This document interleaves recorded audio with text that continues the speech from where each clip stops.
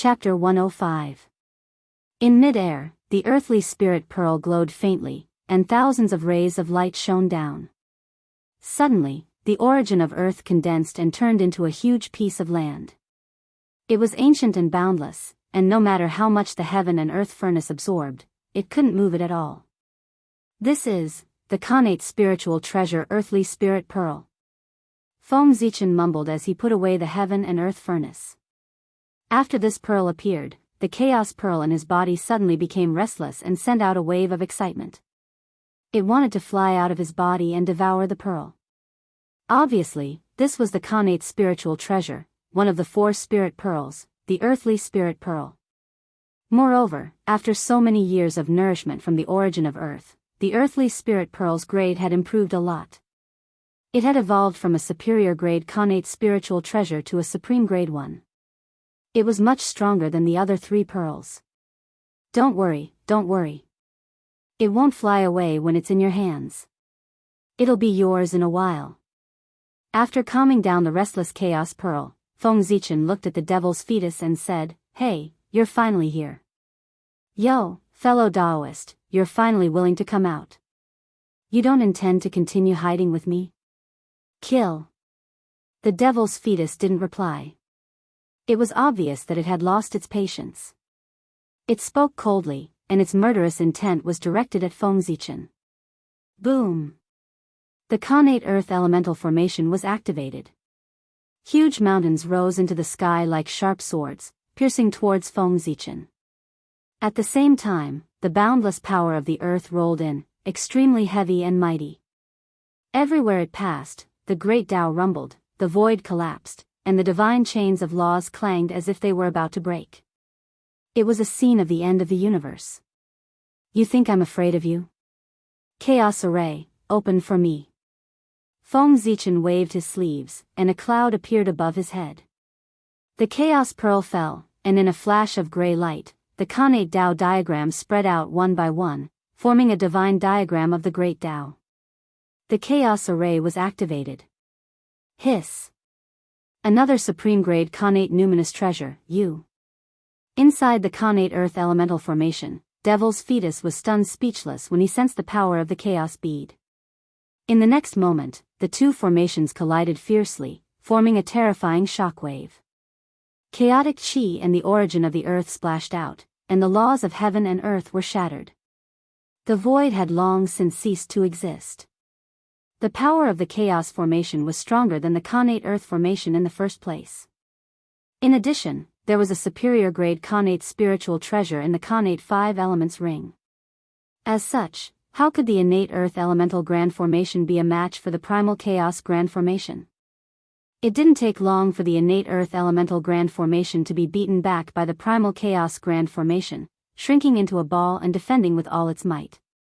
The devil's fetus was hiding in the array formation.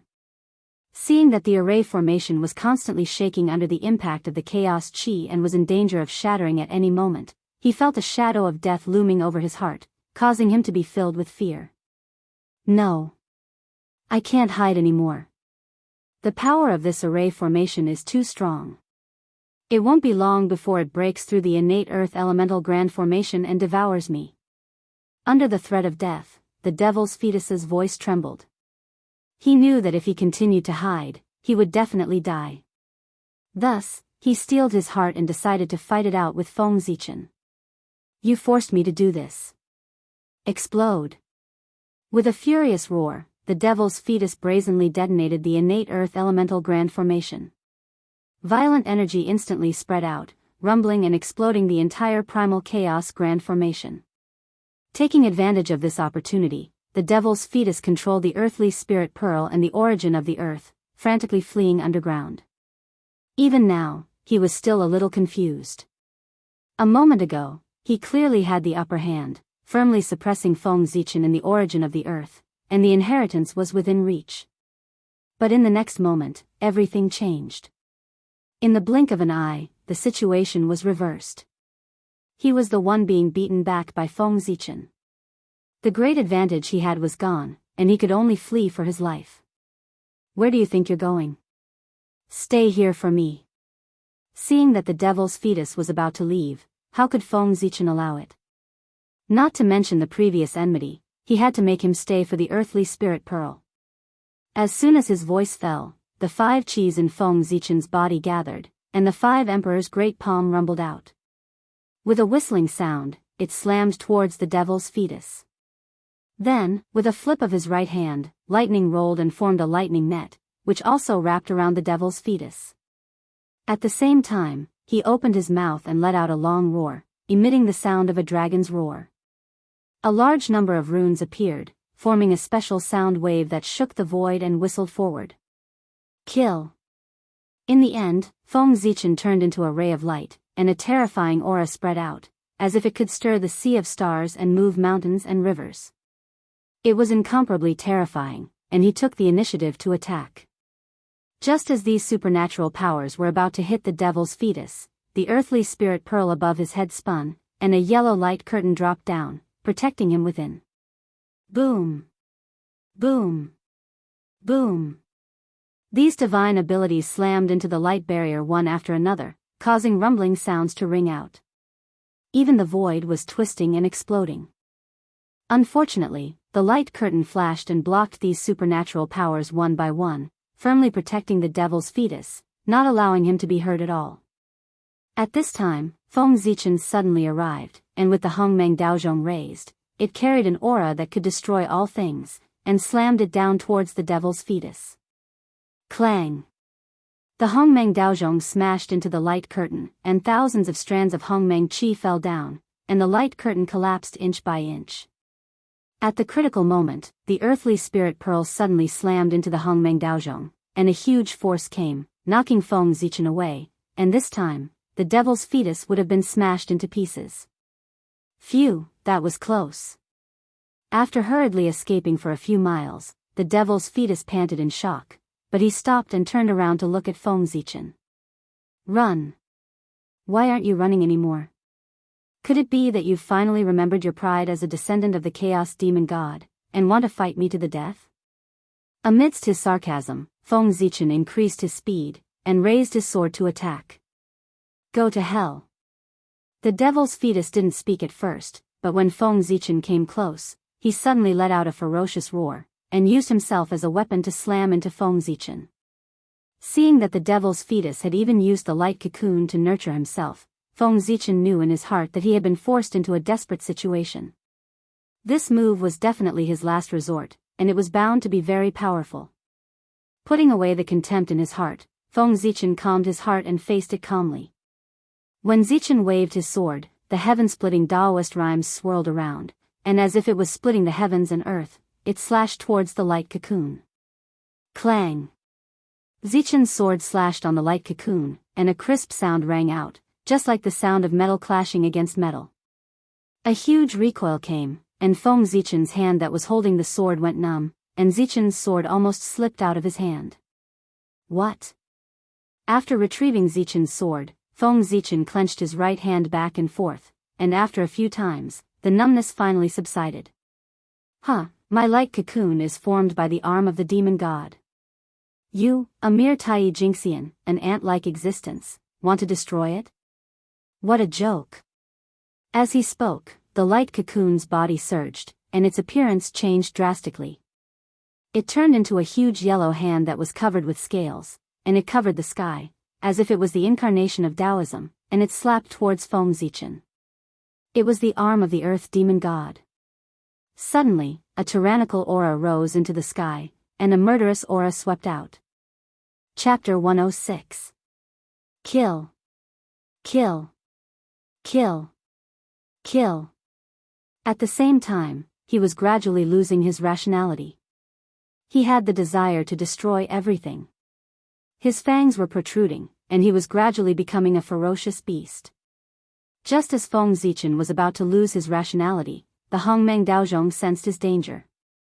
It buzzed and trembled, and wisps of Hongmeng's aura were hanging down. Dong! A long bell rang. It seemed to come from the past and the future. It was like the roar of the great Tao. It echoed in Feng Zichen's ears, cleansing his soul and destroying the external demons. Suddenly, as if a basin of cold water had been poured over his head, Feng Zichen woke up with a start. The murderous aura in his body disappeared, and his body gradually returned to normal. Hiss. It's so powerful. Is this the Chaos Demon God? Just the aura of a broken arm almost made me fall. No wonder it's the most powerful creature in the world. If the Hongmeng Daozhong hadn't woken me up in time, I would have fallen and become a ferocious beast. After waking up, Feng Zichen's face turned pale. His forehead was covered with cold sweat, and his face was full of fear. This was the closest he had ever been to death. He had almost died. What a great treasure. The devil's fetus, who had witnessed all this, couldn't help but praise the Hongmeng Daozhong. But it's mine now. After that, he suddenly made a move and brazenly grabbed towards the primordial Dao Bell, and he revealed an intent to obtain it. The devil's fetus's demon god arm was only a few feet long, but in Feng Zichen's eyes, it was so huge that it covered the sky and the sun. It seemed to fill the entire void, and it grabbed at him as if it could shrink the sky and the earth. The lines on his palm contained the truth of the Great Tao, which was the manifestation of the Great Tao of Earth. He was the master of the Great Tao, the source of the Great Tao of Earth. Boom, boom, boom, the giant hand came closer and closer. The aura of the Great Tao filled the air, enveloping the surroundings. It was as if it had completely occupied Feng Zichen's mind, causing him to see nothing but the giant hand. The shadow of death came, and there was no way to avoid it. Retreat. Feng Zichen did not dodge, nor was he able to dodge. He poured all of his mana into the Hongmeng Daozhong and used all of his strength to activate its power.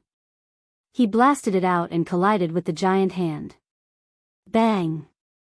Amidst the shocking explosion, the two of them collided violently and were both sent flying. Terrifying energy spread out in all directions, forming a destructive storm that destroyed everything. It was as if the end of the world had arrived. Not good. Seeing the destructive storm blowing towards him, Feng Zichen was horrified. He didn't have time to call back Hongmeng Daozhong. His figure flashed as he hid inside the chaos bead. After an unknown amount of time, the destructive storm gradually subsided, and the void regained its tranquility. Is it over? Inside the chaos bead, Feng Zichen secretly sent out a strand of divine consciousness. He scanned the surroundings for a moment, and only walked out when he saw that there was no danger. In the distance, sensing Feng Zichen's aura, a purple light flashed, and the Hongmeng Daozhong wobbled back to his side. It kept circling around, as if expressing its dissatisfaction with him for abandoning it. Where's the devil's fetus? Suddenly, Feng Zichen had a thought. He raised the Hongmeng Daozhong and knocked it above his head. Almost at the same time, the demonic god's arm suddenly appeared above his head and slammed down. With a boom, the demonic god's arm was repelled by the Hongmeng Daozhong. A huge recoil came, and Feng Zichen's internal organs were shattered. With a cry, he opened his mouth and spat out a large mouthful of blood. He had suffered serious injuries. Haha. I see. After being injured by the devil's fetus, Feng Zichen was not worried. Instead, he was overjoyed. As if he had figured something out, he pointed at Feng Zichen and laughed. No wonder you didn't dare to use this move at the start. So it's because you don't know how much power this move has left. The earth demonic god's arm had been chopped off by Pangu, and its origin had already fallen greatly. Later on, it had given birth to the devil's fetus, and as a result, its origin had fallen by another layer. After the devil's fetus gained consciousness, it did not hesitate to expel its own origin in order to survive. This weakened its presence and made it easier for it to use the earth spirit bead to hide from the heavenly Tao. The origin of the earth beneath their feet had come from this. The demonic god's arm had been weakened layer by layer, and its power had already fallen greatly. Even the devil's fetus did not know how much its power had fallen. If not for the fact that the devil's fetus had been forced into a corner by Feng Zichen, it would not have taken the risk to use this move. Fortunately, although the demonic god's arm was not as powerful as before, it was enough to protect itself. So what if I am? A chaos demonic god is a chaos demonic god after all. Even if it's just an arm, no matter how much its power has fallen, it's still not something an ant like you can deal with. As it spoke, the demonic god's arm emitted a chaotic aura that caused the surrounding space to change greatly. An aura that was completely different from the primeval world rushed towards them, ancient and profound. In the blink of an eye, a chaotic space appeared. There was no up, down, left, right, past or future. The great Tao of the world became clearer and clearer. However, it was not any great Tao that Feng Zichen was familiar with. In this chaotic space, Feng Zichen could clearly feel that everything he knew about the world had become blurry and deviated. The rules and abilities that he had comprehended in the primeval world, and even the power that he had painstakingly cultivated, were disappearing and being taken away by the chaotic space. The power of the chaotic space. Feng Zichen clenched his fists. A vast and incomparably divine aura rose from his body. It was vast and mighty, and it broke through the seal of the chaotic space, breaking through all restraints. This was Pangu's aura, which could suppress all eternity. The realm of the demonic god of chaos was too high. It was an existence that Feng Zichen could not understand. When the devil's fetus activated the power of the demonic god's arm at all costs, only Pangu's aura could contend against it. Rumble. The yellow light condensed, and the shadow of Mount Buzhou appeared. With an indomitable and vast momentum, it suppressed the arm of the demonic god. Kill. Knowing that there was no way out, the devil's fetus did not care too much. In an instant, the origin of the earth was ablaze. Abundant power was injected into the demonic god's arm. The chaotic power surged out with an ancient aura and slapped the shadow of Mount Buzhou with all its strength. At this moment, something out of Feng Zichen's expectations happened. After the shadow of Mount Buzhou sensed the aura of the demonic god, it shook slightly. Then, in the center of the primeval world, where Mount Buzhou was, a Taoist rime fell, making it more solid and its power increased sharply. In an instant, the demonic god's arm was fixed in the void. It was suppressed by the shadow of Mount Buzhou and could not move at all. The origin of the earth broke away from the control of the devil's fetus and rushed to the shadow of Mount Buzhou. When everything calmed down, the origin of the earth had completely disappeared and turned into a mini Mount Buzhou. It was about 10,000 feet tall and pressed down on the devil's fetus, suppressing everything about him. Whoosh! Before Feng Zichen could collect the spoils of war, the tree of world impatiently stretched out a root and rooted in the devil's fetus, absorbing his origin. Chapter 107. Kaboom! After swallowing the devil's fetus, the tree of worlds suddenly expanded. Its branches and leaves lifted the void, its trunk opened the heavens and the earth, and its roots connected to the endless dimensions. Runes surrounded its body, and Tao and reason intertwined, giving rise to all kinds of laws of heaven and earth. Kanate Chi fell like a waterfall, and the aura of the great Tao filled the air. 3,000 balls of light appeared and surrounded it, shining brightly, and clustered around it. Around the balls of light, there were billions of light spots floating in the void. Some were big and some were small, and they were looming in and out of existence, mysterious and unpredictable. What is this? Looking at those bright balls of light, Feng Zichen was curious. He separated a strand of his divine thought and looked forward. After his divine thought came into contact with the balls of light, strange scenes appeared in front of him, too much for his eyes to take in. Ignoring these scenes, Feng Zichen separated another strand of his divine thought and looked inside the balls of light. This is a greater world. What he saw was so shocking that Feng Zichen couldn't help but exclaim. Inside the balls of light was a strange world. It was extremely vast, and the landscape was strange and ancient. There were no signs of life, and it was a primitive scene. Are these balls of light the legendary 3,000 greater worlds and the billions of small and medium-sized worlds? There were 3,000 balls of light and billions of light spots. Didn't they correspond to the 3,000 greater worlds and the billions of small and medium-sized worlds? With this thought, Feng Zichen didn't hesitate anymore. His majestic divine thought surged out and swept toward the balls of light. Vast worlds appeared in front of him. They were different, but they all exuded the aura of heaven and earth. Inside the worlds, the space was full of cracks, and destructive storms intertwined. The rules of heaven and earth were exposed, and they exuded a terrifying aura. The chaotic chi had not dissipated, and it tore the space apart. The connate chi had not separated, and it was stagnant and floating in the air. The earth had just been born, and there was still a lot of connate chi flowing. In the sky, there was nothing else except the connate chi that was rolling endlessly. There was no heavenly Tao aura. The entire world was empty and devoid of any signs of life. It was as if the heavens and earth had just been opened and the world had just been born. When he looked at those specks of light again, he could still see the appearance of a medium realm, but a minor realm was just a mass of heaven and earth origin chi. If it weren't for the fact that there were laws within it, it wouldn't look like a world at all. This world tree is indeed a chaos spiritual root. It's so miraculous that it can connect with the 3,000 worlds that have yet to be fully formed.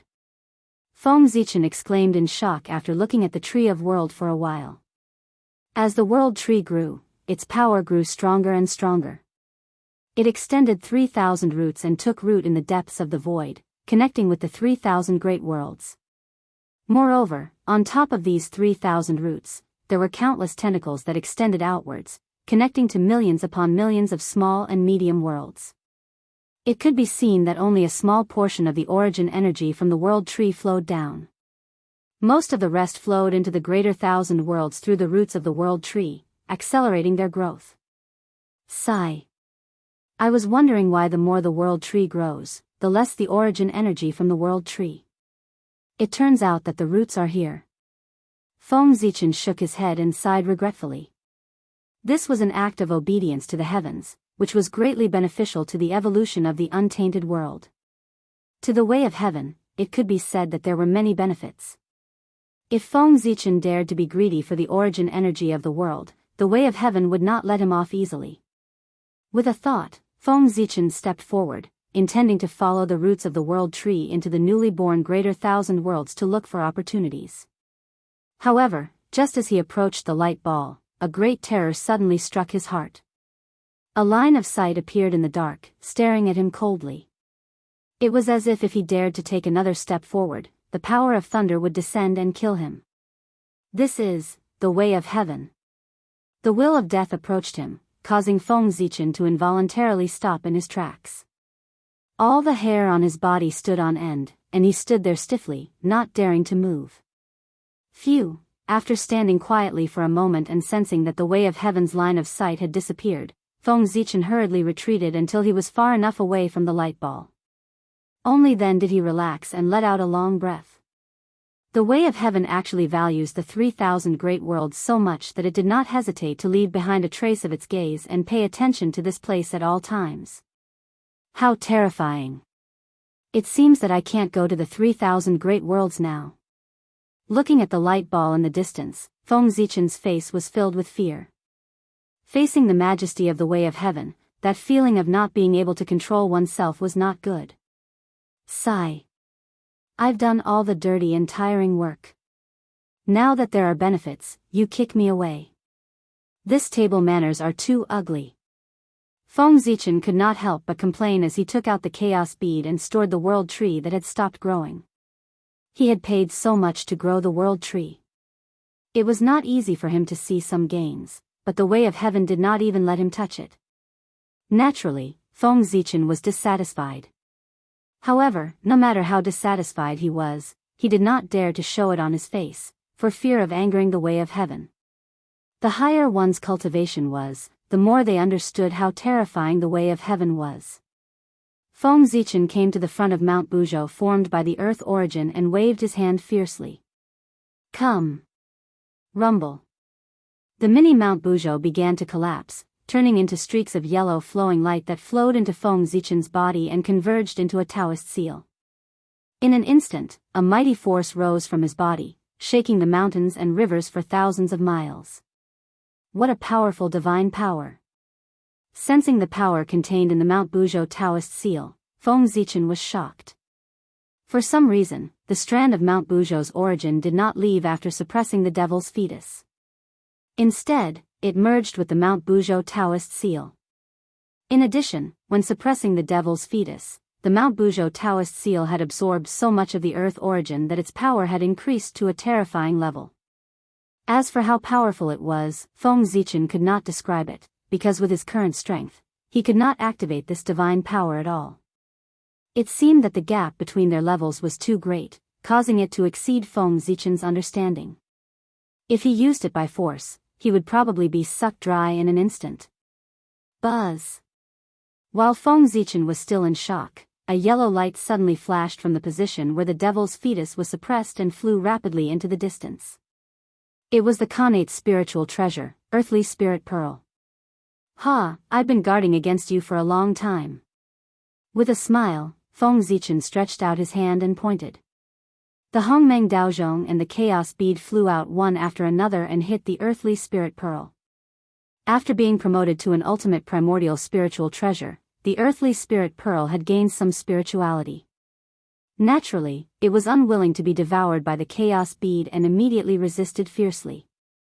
Unfortunately, even though they were both ultimate primordial spiritual treasures, the earthly spirit pearl was still inferior to the Hongmeng Daozhong and the chaos bead, not to mention that it was fighting one against two. Before long, the Hongmeng Daozhong suddenly exploded and knocked the earthly spirit pearl out of the ground. Then, the chaos bead shone brightly and suppressed it. Chapter 108. Buzz!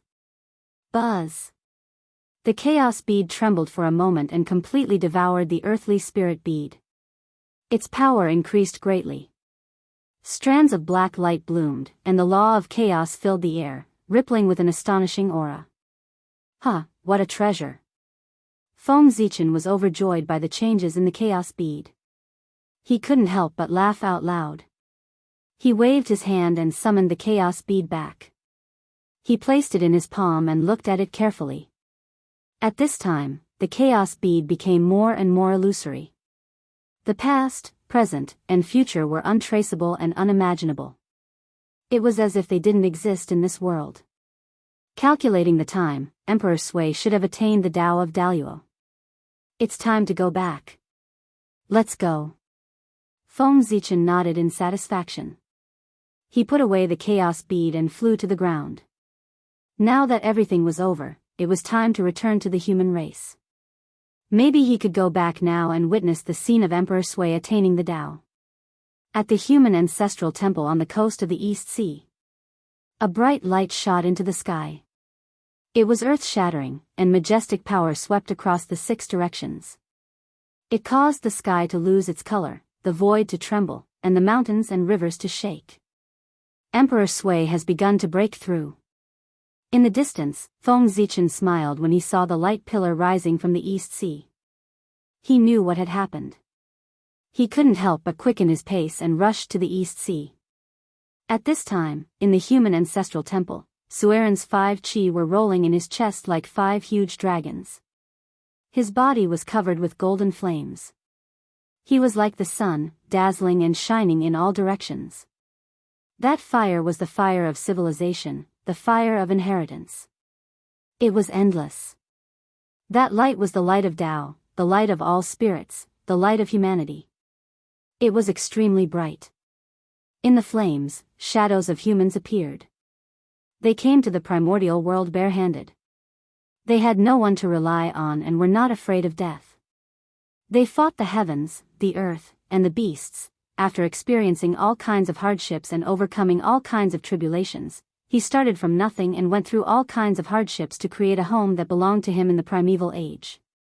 On their bodies, there was an incomparably firm belief, a heart that constantly strived to become stronger. This was the spirit of humanity that shook the heavens and the earth. Now, Suiren ignited this spirit, his understanding of the great Tao, and his love for the human race. They turned into his understanding of fire, burning fiercely and helping him to open the door of Daluo. Boom! As the human Tao spirit burned, the flames on Suiren's body burned even more fiercely. Terrifying heat radiated, burning the void into nothingness. Go! Under the burning heat, the Chou clan and the Zi clan who were guarding Suiren could not bear it. They looked at each other and hurriedly left the ancestral temple to hide in the distance. Not long after they left, the terrifying heat rushed out of the ancestral temple and spread in all directions. In the blink of an eye, the land was scorched for thousands of miles and quickly attacked the humans. Suiren was completely immersed in the enlightenment of the Great Tao. He had no sense of what was happening in the outside world, not to mention restraining his own strength. Just when everyone was in danger, the statue of Nuwa in the ancestral temple suddenly shone with divine light. An invisible force spread out and eliminated the terrifying heat at once. The strange phenomenon of Suiren's breakthrough was completely sealed in the ancestral temple, and no trace of it leaked out. Tao. A clear and melodious voice, like the sound of the great Tao, echoed in Suiren's ears and cleared his doubts. It was Nuwa's voice. As the creator of the human race, Suiren had attained the Tao of Daluo Jingxian. How could such a big movement be hidden from her? Therefore, Nuwa, who lived in Emperor Nvua's palace, deliberately lowered her eyes and came to the ancestral temple of the human race to help Suiren. With Nuwa's help, Suiren vaguely perceived a strange space that inexplicably attracted his mind and tried to pull him into it. He knew that it was a space formed by the Tao of Fire. As long as he got there, he would be half of Daluo Jingxian. Not daring to delay, Suiren hurriedly touched his true spirit and rushed to the space of fire according to the guidance in his heart. But in the void, earth, fire, water, wind, thunder, and fire suddenly appeared. Endless tribulations appeared and turned into a tribulation of Tao, blocking his path. This was the first difficulty of Daluo Jingxian, the tribulation of Tao obstruction. Swoosh! Behind Suiren's head, the dazzling golden light of merit appeared and shone brightly. It dissolved all kinds of tribulations and opened a path to the space of fire. In this way, Daluo Jingxian's first tribulation was broken. In the space of fire, the essence of fire filled the air, filled with all kinds of innate flames. They burned fiercely and emitted amazing power. This was the origin of fire. Everything related to fire could be seen here, whether it was the Tao of Li Fire or the Tao of True Fire, they were all branches of the Tao of Fire. Imprinting one's understanding of the Tao of Fire in the space of fire and using one's own Tao to explain the Tao of Fire, this was Daluo Jingxian. Strolling in the space of fire, Suiren released wisps of torch flame from his body and merged into the void. This was Suiren's Tao, the Tao of torch flame. It represented his vision of the human race, passing down the torch and growing endlessly. As the torch flame merged into the space of fire, a wisp of the Tao of torch flame appeared in the space of fire. Suiren's true spirit began to sublimate, and the eternal light of Tao enveloped him. Suddenly, the connate flames floating in the air underwent a transformation. They transformed into numerous enormous figures that charged at Suiren. This was Daluo Jingxian's second challenge, the struggle for the Great Tao. The Daluo's struggle was for the right to explain the Great Tao. The Tao of Fire was only a concept, and it generally referred to everything related to fire. Therefore, every Daluo Jingxian who had attained the Tao of Fire had a different understanding of the Tao of Fire. Those who were able to become golden immortals were all favored by the heavens and people with firm Tao hearts. All of them believed that their understanding of the Tao of Fire was the most correct and strongest, and no one could convince anyone else. They all wanted to use their own understanding to explain the Tao of Fire and become the master of the Tao of Fire, occupying the innate fire fate. In the ancient times, things were still fine. Phoenix was the first to attain the Tao of Fire and naturally became the master of the Tao of Fire. With the Nirvana flame as the source of all flames, she explained the Tao of Fire and the world obeyed her. But after the ancient times, Phoenix abdicated and everything changed. At this time, the Tao of Fire had given birth to many Daluo Jingxian, and it would be difficult for them to become the master of the Tao of Fire. Therefore, under the suppression of everyone, the position of the master of the Tao of Fire was left empty. In order to reduce the number of competitors, the Daluo Jingxian treated all those who had attained the Tao of Fire with the greatest hostility. Following the principle of stopping as many as possible, they showed no mercy in their attacks. Suiren had not completed his transformation, so how could he be a match for these experienced Daluo?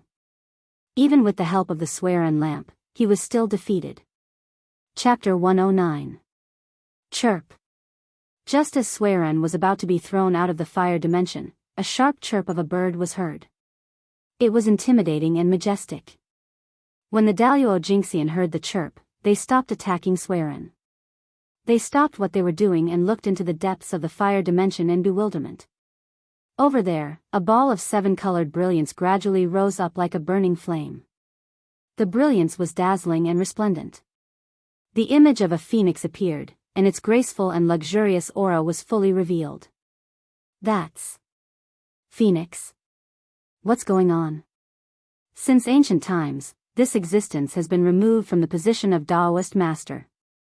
He has been in seclusion. Why did he suddenly appear today? What's going on? Could it be that he wants to regain the position of Taoist master? But with his strength, the position of Taoist master is dispensable. He shouldn't be here to compete with the poor Wei and the others, right? For a moment, the appearance of Phoenix caused the Daluo Jinxian to be confused. They were trying to figure out the purpose of his appearance. After all, Phoenix was too famous. If he were here, the Daluo Jinxian would have nothing to do with the position of Taoist master. Unfortunately, Phoenix didn't answer their doubts. He just glanced at them coldly. Oh no. That Taoist master is related to Phoenix. At this moment, the Daluo Jinxian suddenly understood the purpose of Phoenix's appearance. But it was too late. Boom. Boom. Boom. Under the gaze of Phoenix, the Daluo's Taoist shadows shattered and turned back into balls of congenital fire. It would take thousands of years for them to recover and reform their Taoist shadows. Thank you, Taoist priests. At the side, Suerinshire, who had just escaped from the crisis, quickly thanked the Phoenix. It's okay. Since I have promised to protect the human race, how can I allow them to stop you from achieving the Tao? Nodding at Suerin, Phoenix's Tao shadow slowly disappeared. The human race is so lucky to have Zichin. Suerin exclaimed after standing still for a while. How could he not understand that the reason why Phoenix helped him today was all because of Feng Zichin's teaching that day? Suerin put away his unnecessary thoughts and tried his best to prove his Tao. With so many things on his shoulders, he could not afford to fail. Boom! Xianhua flew out from his body and merged into the fire elemental dimension. Gradually, a tiny dot of Xianhua appeared in the void. Although it was incomparable to the other innate fires, it was still growing stronger. At the same time, Suerin's comprehension of the fire elemental Tao poured into his true spirit and attacked his spiritual altar. This was Daluo Jinxian's third obstacle, the Tao assimilation, and also the most dangerous one. Facing the impact of the Tao assimilation, Daluo Jinxian would be free and unfettered from then on. But if he couldn't, his spiritual altar would shatter and his consciousness would be erased by the Tao assimilation, becoming a part of the Tao of heaven and earth. This obstacle was filled with both opportunities and dangers. It was the most dangerous one. But that was only for others. For someone like Suerin, who had great merits, this obstacle was only a fortuitous encounter and not a dangerous one. The golden light of merits in his body shone brightly and covered his spiritual altar. No matter how the Tao assimilation attacked him, it would protect his mind and allow him to digest the Tao assimilation. 100 years later, in the fire elemental dimension, Xianhua had completely transformed into Suerin's appearance. This meant that there was a new branch of the Tao of Xianhua in the fire elemental dimension. Then, Suerin's figure suddenly disappeared and returned to his mortal body. Dazzling Tao light rose from his body, exuding an immortal and indestructible aura. His majestic aura swept out in all directions and shook the heavens and earth. At this moment, the human race had their own Daluo Jinxian, Suerin. Whoosh! The river of fate appeared. In the misty river, the light that represented Suerin turned into a Xianhua and leaped out of the water, transcending above it and disappearing. The river of destiny has appeared again. Is a new Daluo Jinxian born? Is it the monster race? Or the witch race? Sensing the birth of a new Daluo Jinxian, the mighty figures who were sitting quietly revealed a slight fluctuation. They looked towards the river of destiny to see who had transcended the river of destiny and become their friend. Hiss, the new Daluo Jinxian is a human. It's only been a few 100,000 years since Nuwa created humans. A new Daluo Jinxian was born in the human race? How can his cultivation speed be so fast? As expected of a saint's creation. He's really extraordinary. Discovering that the new Daluo Jinxian was a human, the mighty figures could not help but be curious.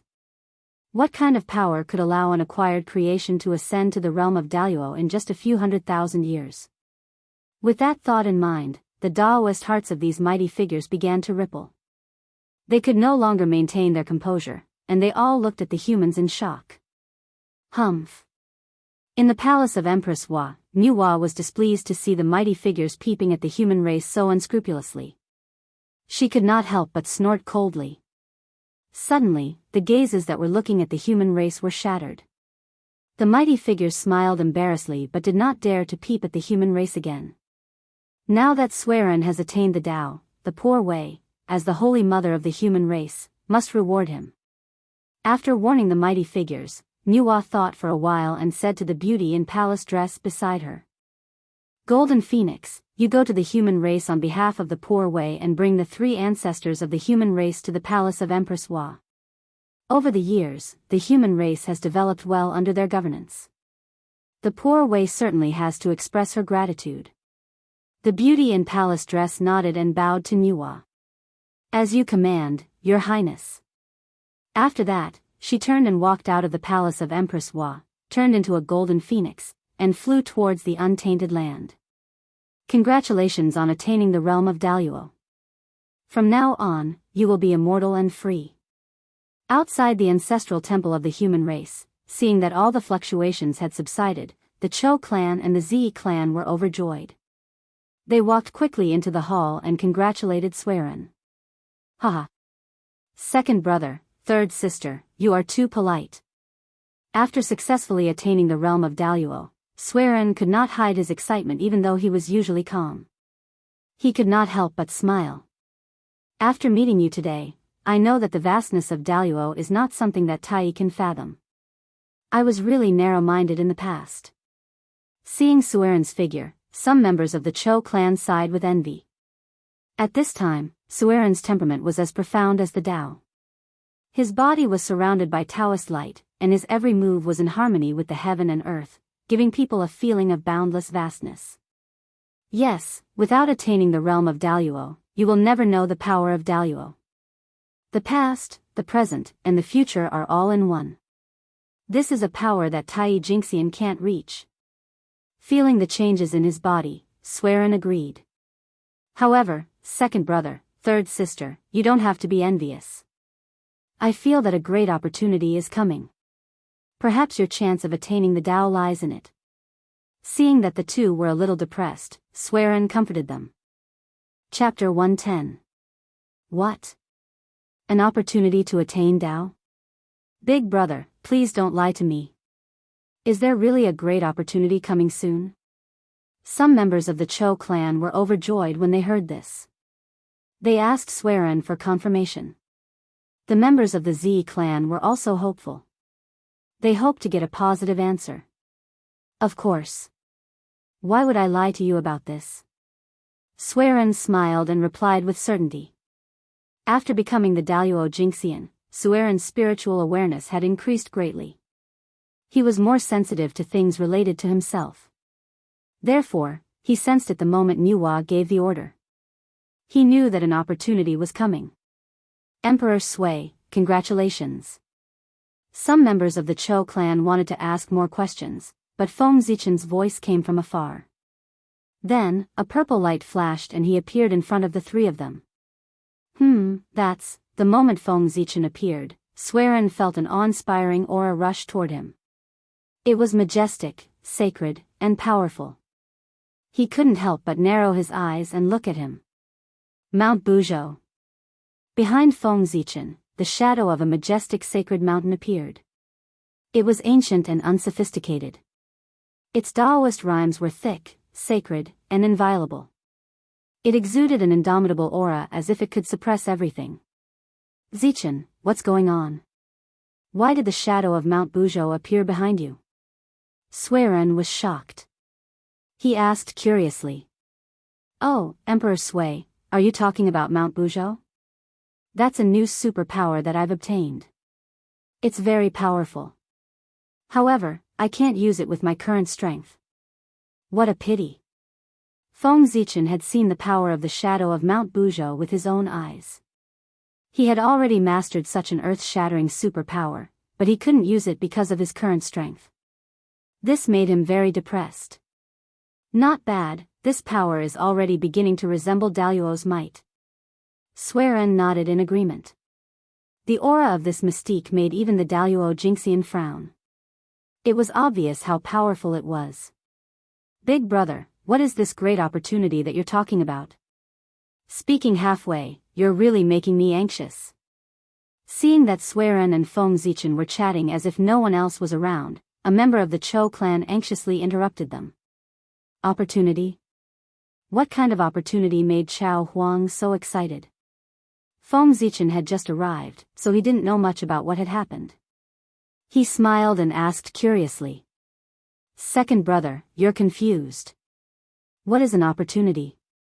It's because it's unknown that it's called an opportunity. If I knew what it was, I would have taken it directly. I wouldn't have waited for it to come to me. Sueren frowned a little at the Chou clan's behavior just now. He waved his sleeves, and a clear light flew out and entered the body of a member of the Chou clan. Big brother, I'm sorry. I was too impulsive. The clear light entered the body of a member of the Chou clan and woke him up instantly. He thought about his actions and quickly apologized. It's okay. Achieving Dao is related to your future. It's normal for you to be anxious. But your emotions have been unstable recently, and you often do impulsive things. You don't have the demeanor of a Tai Jinxian at all. Is there something wrong with your body? Sueren thought about the Chou clan's recent abnormalities and couldn't help but ask with concern. By the side, Feng Zichen was also somewhat puzzled. Logically speaking, primordial unity golden immortals should not be disturbed by their emotions and should not be trapped by their emotions. They should be quiet and free, and should not be impulsive. Why was Chao Huang's emotions so unstable? Thinking of this, Feng Zichen secretly used his sun-moon godly gaze and looked at Yu Chaoshi. Resentment. Why is there so much resentment in Chao Huang's body? Feng Zichen could clearly see through the vision of the sun-moon god eyes that there was a thick resentment between the eyebrows of a member of the Chou clan. It was giving off an ominous aura. Affected by this resentment, a member of the Chou clan's spiritual altar was covered in dust and his true spirit was dim. This caused him to lose his mind and be easily swayed by his emotions. But this doesn't make sense. Chao Huang's body is protected by the golden light of merit, which can repel all evil. Moreover, the golden light of merit is the best at restraining this kind of filthy aura. Usually, before these grievances can even get close to the Nest Emperor, they would be destroyed by the virtue qi emitted from his body. They wouldn't be able to get close to him. But what's going on with this resentment? How did it go around the golden light of merit and entangle itself with Chao Huang? Feng Zichen closed his eyes and used the crepe myrtle divination technique. He silently calculated in his heart and traced the origin of the resentment. After a while, he opened his eyes and looked at the Chou clan with a complicated expression. He quietly looked away, but there was nothing he could do about it. All right, second brother, third sister, you can go back first. It's been hard on you these past few days. Go back and have a good rest. Suerenshi's mouth twitched when he saw Yochaoshi's bitter smile. Yes. The Zi clan responded and pulled the Chou clan away. Zi Qin, you've noticed as well, right? After the two of them had walked far away, Sueren spoke with a worried expression. His tone was filled with worry. Yes. Feng Zichen nodded and continued, but judging from Chao Huang's current situation, we can't help much. He can only rely on himself to overcome it. The resentment came from the human immortals who had died at the hands of the ferocious beasts. They blamed Feng Zichen and the others for driving them out of the East Sea and causing them to live in a precarious state. They blamed Feng Zichen and the others for not helping them and allowing them to die tragically at the hands of the ferocious beasts. Because of all these reasons, their resentment didn't dissipate after their deaths. It turned into a monstrous resentment and attacked Feng Zichen and the others. However, Feng Zichen and the others were protected by the aura of virtue. Before the resentment could reach them, it was purified by the aura of virtue. It didn't even cause a splash. However, the Chou clan was different. He cultivated the Tao of protection and took it as his duty to protect the human race. He couldn't tolerate any harm to the human race. In the past, the Chou clan built a nest and gave the human race a place to live. They didn't have to be threatened by the wind and rain or bullied by the ferocious beasts. Seeing the happy faces of his clansmen, a member of the Chou clan was enlightened and found his future path. He wanted to protect his clansmen and everything they had created. Therefore, when the ferocious beasts broke out and caused a large number of deaths, a member of the Chou clan fell into deep self-blame. When the resentment surged, not only did he not purify it, but he also suppressed the aura of virtue and allowed it to enter his body. He planned to punish himself in this way in an attempt to eliminate the resentment of his clansmen. Yes, this kind of thing can only be understood by oneself. No matter how much outsiders say, it's useless. Swearen nodded with some melancholy. He's going to a dead end. Yes, I've got it. After thinking for a while, Feng Zichen said to Swearen, now, the East Sea is at the East Sea. You've broken through to the Daluo realm. Why don't you take this opportunity to preach for everyone for 100 years? Chapter 111. Firstly, it can strengthen the unity of the human race. Secondly, it can give Chao Huang something to do. It will make him forget about what happened before, so that he won't have any problems. That makes sense. Later, I will let my second brother arrange everything about the sermon so that he won't have any free time. Swearen clapped his hands and smiled. He was very satisfied with Feng Zichen's suggestion. 3 years later, hundreds of thousands of immortals of the human race gathered outside the ancestral temple to listen to Swearen's sermon. Daluo Jinxian's sermon was not uncommon in the untainted land, but it was the first time for the human race. Naturally, there were many followers. Even some of the Water Tribe members had rushed over from afar after hearing the news, hoping to gain some enlightenment from Big Luo's Tao preaching and take a step forward. Sitting on the cloud platform, Swearen seemed to be one with the heaven and earth. When he opened his mouth, Tao sounds rumbled and he explained the Tao of fire. Fire is the essence of Yang. Fire has the nature of fire. Fire is one of the 5 elements. When the essence of Yang is dispersed, it is distributed as fire. It has qi but no substance. It can kill all things. It is very powerful. When people use fire, they must take wood. When the 4 seasons and 5 elements change, they strengthen the fire and disperse the qi. When the fire is weak, it is weak. When the fire comes out in the spring, it is new. There is one Yang fire in people. It is the Lord Fire, located in the heart and intestines. It is called the Li fire. There are 2 Yin fires in people. The gate of life is called the fire of fire. It comes from the North Sea and is called the fire of fire. The fire of 3 tastes is called the pure Yang fire. There are 6 Yang fires and 6 Yin fires in total. With Swearen's sermon, the connate fire qi in the heaven and earth gathered and formed all kinds of strange phenomena, such as the celestial orchid tree, the dancing fire dragon, and the swaying of Fusang. 100 years later, Swearen stopped his sermon. Seeing that everyone was still immersed in the Tao rhythm and had not yet woken up, he thought for a while and waved his sleeve. Suddenly, he grabbed at the void. Rumble. This claw seemed to tear apart the endless void. Instantly, the void cracked open, and huge cracks appeared. Xiantian qi rolled out from the cracks and surged towards the crowd. How much connate qi would be required for hundreds of thousands of immortals to cultivate together? The coast of the East Sea was not a blessed land. How could there be so much Xiantian qi for everyone to cultivate? In less than 100 years, the Xiantian qi that the Eastern Sea had accumulated for tens of thousands of years was completely consumed. If it weren't for Feng Zichen secretly communicating with Zichen's heavenly abode and drawing in the innate qi, the lecture would have ended early due to the exhaustion of the innate qi. Now that Swearin had woken up and discovered this situation, he didn't need to think too much about it. He personally took action and captured boundless Xiantian Qi from the void. In the blink of an eye, he made up for the deficiency of this place. Another 100 years passed, and everyone who was immersed in the Tao woke up one after another. Powerful auras burst out, devouring the surrounding Xiantian Qi. However, there were quite a number of people who benefited greatly from Swearin's lecture and advanced to a higher level. Boom! Boom! Boom! Beams of fiery light shot up into the sky. 3 human golden immortals and Taoists reached the realm of Tai Jingxian.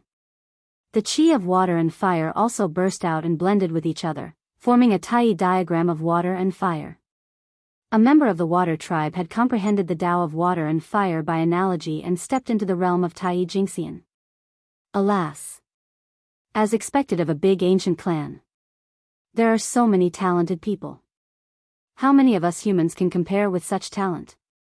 Such actions caused Swearin to take a few more glances at him, and he praised in his heart. After waiting for a few more years, Swearin saw that most of the people had woken up.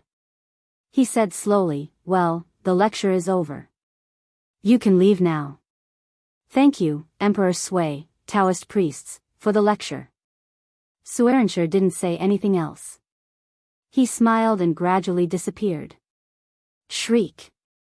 One day, when the people were discussing the affairs of the human race in the ancestral temple, a sweet chirp of a bird was heard. The chirp was so loud that it shook everyone's mind. "This is, our opportunity has arrived." Hearing this bird cry, before the others could react, Youqiaoshi and Zhishi felt their true spirits tremble, faintly expressing a sense of joy. They couldn't help but look at each other, and with wild joy, they turned and ran out. Opportunity? What kind of opportunity made Chao Huang and Zi Huang so excited? Let's follow them and see. The people were curious. After thinking for a while, they followed them out. Before long, a golden phoenix flapped its wings and flew towards them. It arrived in front of them in the blink of an eye and passed down a decree. By the decree of Her Majesty Nuwa, Swearin, Chou clan and Zi clan of the human race are summoned to the palace of Emperor Enviwa for an audience. It's the decree of Her Majesty. Hearing this, the people were shocked at first. Then, they all knelt down with a solemn look. They didn't dare to show any disrespect. Swearin, Chou clan and Zi clan follow the decree of Her Majesty. The 3 people stepped forward and said at the same time, "Her Majesty doesn't like empty formalities. It's good that you've shown your sincerity. Taoist priests, please let them rise first." The golden phoenix turned into a beautiful woman in a palace dress. She walked to Swearin and said respectfully, "Daluo Jingxian was the incarnation of the Great Way." Even though the golden phoenix came from the palace of Emperor Enviwa, she didn't dare to disrespect Swearin as long as she was not Daluo Jingxian. "Please wait for a moment, fairy." Swearin nodded. Then, he turned around and said to the people, "Rise." "Thank you, Her Majesty." The people bowed in the direction of the ancestral temple before they got up and left. "Fairy, please take a rest in the hall. We have many things to do and need some time to go to the palace of Emperor Enviwa to meet Her Majesty." Speaking of this, Swearin asked uneasily, "Her Majesty, you won't mind, right? Her Majesty is so resourceful that she knows everything. When she sent me here, she didn't ask the Taoist priests to take action immediately. I think she has already expected this. What's more, Her Majesty is so broad-minded and kind. She won't argue with the Taoist priests over such a trivial matter." "Taoist priests, you're overthinking." After thinking for a while, the golden phoenix replied. "Then I'm relieved." Swearin took a deep breath and led the golden phoenix into the ancestral temple. In the ancestral temple, the golden phoenix looked at Swearin curiously and said, "Taoist priests, if you have something to do, just go ahead. Don't worry about me." It took Swearin more than 100,000 years to reach the level of Daluo Jingxian. Except for the innate sages, he was the most powerful innate living being. Therefore, many living beings in untainted land were curious about him. They wondered how he had cultivated and how he could transcend the river of fate and enter the realm that all living beings dreamed of. Speaking of which, Suiren didn't cultivate as long as the golden phoenix. However, the former was already the immortal Daluo Jinxian. The latter was still struggling in the mortal world, looking for a way to transcend. Fate was really unpredictable. Chapter 112. In that case, I'll take my leave now. By the way, if you're bored here, you can go out for a walk and see how the human tribe is doing now. With that, Suiren smiled apologetically, got up, and left the hall. Second brother, go get some red jujubes, the best of the best. Sister, this is the innate enlightenment tea that Zichin gave me. Go and make a pot of it. When I get the red dates, send them in together. As soon as he left the hall, Suiren hurriedly ordered the Cho clan and the Z clan behind him. Brother, this is... The members of the Z clan frowned and asked in confusion. It's the first time that Her Majesty sent someone to the human tribe. We can't be impolite. If we neglect her, Her Majesty will be displeased. Besides, since she was sent here by Her Majesty, she must be someone close to Her Majesty. Now that we've established a good relationship with her, we'll have a way to ask Her Majesty's palace for help in the future. After sealing the surrounding void, Suiren explained to the two of them. Brother, after you get the red dates, give them to sister and ask her to send them in. Then, I'll have to trouble you to summon the leaders of all clans and the elders to the conference hall for a discussion. Sister, please take care of this fairy. Don't let the clansmen offend her. Speaking of this, Suiren looked displeased. After all, this fairy is so beautiful. Some of the clansmen are really bad and hard to get rid of. It's inevitable that they'll act rudely. The human tribe had a large population, and Suiren couldn't take care of all of them. It was inevitable that some of them would be born with bad habits. If they accidentally offended the golden phoenix, it would be a small matter. However, if Nuwa heard about it, she would be displeased with the human tribe. Then, they would be in big trouble. I understand. As the leader of the Z clan, who was responsible for educating the clansmen, he naturally knew the character of his clansmen. After serving the immortal tea and spirit fruits, the representative of the Z clan said to the golden phoenix with a smile, the human race has just been born, and its foundation is shallow. We are unable to bring out anything good to entertain you, fellow Taoist. Please forgive us. Fellow Taoist, you must be joking. From afar, Golden Phoenix could sense the primordial spiritium emanating from the Taoist tea and red date. He thought that it was just the Z clan's humble words and didn't take it seriously. Receiving the jade cup, the Golden Phoenix took a sip. He felt a cool and refreshing air flow through his body, cleansing his mind and body, and allowing him to comprehend the Tao. This is... Looking at the Taoist tea in her hand, Jin Huang's expression changed for the first time. She was shocked. Within the jade cup, a green tea leaf floated on the surface of the water. Its markings seemed to be interwoven from the Tao, and its entire body was covered in natural talisman markings and emanated the aura of the Grand Tao, causing it to be extremely profound. I didn't expect the human race to have such a treasure. I forgot myself. Putting down the jade cup, the Golden Phoenix said to the Z clan, such a treasure is rare even in the palace of Empress Enviwa. The human race has a good opportunity. Fellow Taoist, you've misunderstood. Although this tea is good, it doesn't belong to the human race, the representative of the Z clan explained with a smile. This tea is called the Primordial Enlightenment Tea. It is a top-grade primordial spiritual root. It is the treasure of Taoist Xianqing, the leader of Mount Sanxian of the East Sea. Zichin is a good friend of his. He specially asked for some tea leaves from him and gave them to my elder brother. Usually, my big brother treasures these tea leaves. Even if it's my second brother and I, it's extremely difficult to get some enlightenment tea leaves from him. If it weren't for the hospitality, I'm afraid he wouldn't have taken them out so easily. Today, I've benefited from you. Saying this, the Z clan laughed. Taoist priests, you're too polite. The Golden Phoenix also smiled and asked doubtfully, what's the background of Taoist Xianqing? His name seems to be related to the Taoist priests of the Three Pure Ones, but why haven't I heard of him? It's normal that you haven't heard of him. He's a primordial fiend god nurtured by the nine heavens' clear chi. It's only been tens of thousands of years since he was born. Therefore, his name isn't prominent in the untainted land. Speaking of his relationship with the Taoist priests of the Three Pure Ones, I've heard Zichen mention it before. I vaguely remember that before the chaos of the ferocious beasts, he was taken in as a disciple by the Taoist priests of the Shangqing clan who traveled the East Sea and was taken to Mount Kunlun. Because of this, Zichen couldn't get any more primordial enlightenment tea from him.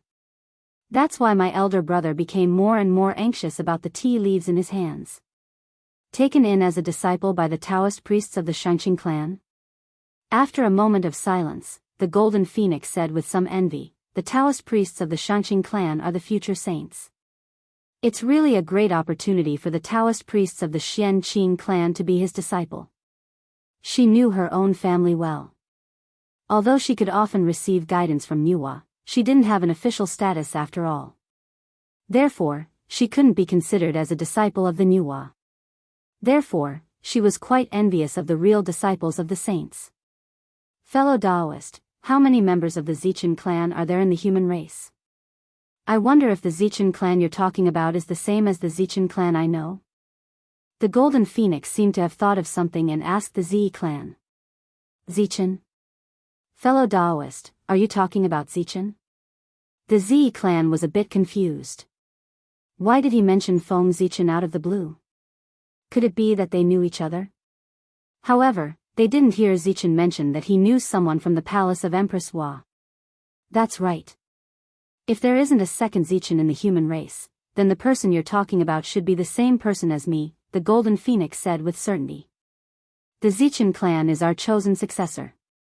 After we abdicate, he will be the leader of the human race. Naturally, there can only be one. Why? Do you know him? Why don't I call him over? Seeing that the Golden Phoenix seemed to really know Feng Zichen, the Zi clan suggested. I don't know him, but the Empress often mentions this name. Therefore, I'm a bit curious. I want to know who he is and why the Empress pays so much attention to him, the Golden Phoenix said with some confusion while shaking his head. Not only did the Nuwa praise him, but even the Phoenix ancestor also spoke highly of him. This made the Golden Phoenix curious. What ability did this Feng Zichen have to be praised by two supreme existences? When Zichen was young, he was indeed favored by the Empress and received her teachings. However, I didn't expect that the Empress would still pay attention to him after so many years, the Zi clan said thoughtfully as they thought of Feng Zichen's fortuitous encounter when he was young. There's such a thing? Fellow Taoist, can you take me to see fellow Zichen? Golden Phoenix had never heard of this before. Of course. Fellow Taoist, please come with me. The Zi clan nodded and led the Golden Phoenix outside. On the way, the Golden Phoenix suddenly said to the Zi clan, "In the future, when we enter Empress Hua's palace, you and I will be family. Calling me fellow Taoist will make me feel like an outsider. How about we call each other sisters?" Zi greets elder sister. Seeing that Golden Phoenix didn't seem to be joking, the Zi clan responded with a smile. Good. Good. Elder sister left in a hurry and didn't bring anything good. Take this essence of fortune first. When we return to Empress Hua's palace, I'll give you a gift. Golden Phoenix happily took out a piece of essence of fortune and stuffed it into the Zi clan's hands. Thank you, elder sister. Chapter 114. In Zichen's grotto heaven, Feng Zichen sat cross-legged under the star tree, visualizing the Tai Yin star in his heart. Gradually, a black moon rose behind him, half hidden and half hidden. It shone with a black light, and the innate Tai Yin chi rolled out, spreading in all directions. Everything within 10,000 miles was shrouded in black mist. Come. With a command, the star tree trembled violently, and the Tai Yin star's shadow appeared like a mirror, swaying in the wind, and palaces, streaks of silver light fell from the sky, turning into Tai Yin origin chi and fusing into the black moon behind Feng Zichen, making it even darker. Then, the Tai-yin star's shadow dissipated into specks of light as if it had run out of energy, and the star tree returned to normal. Innate Tai-yin divine light, form.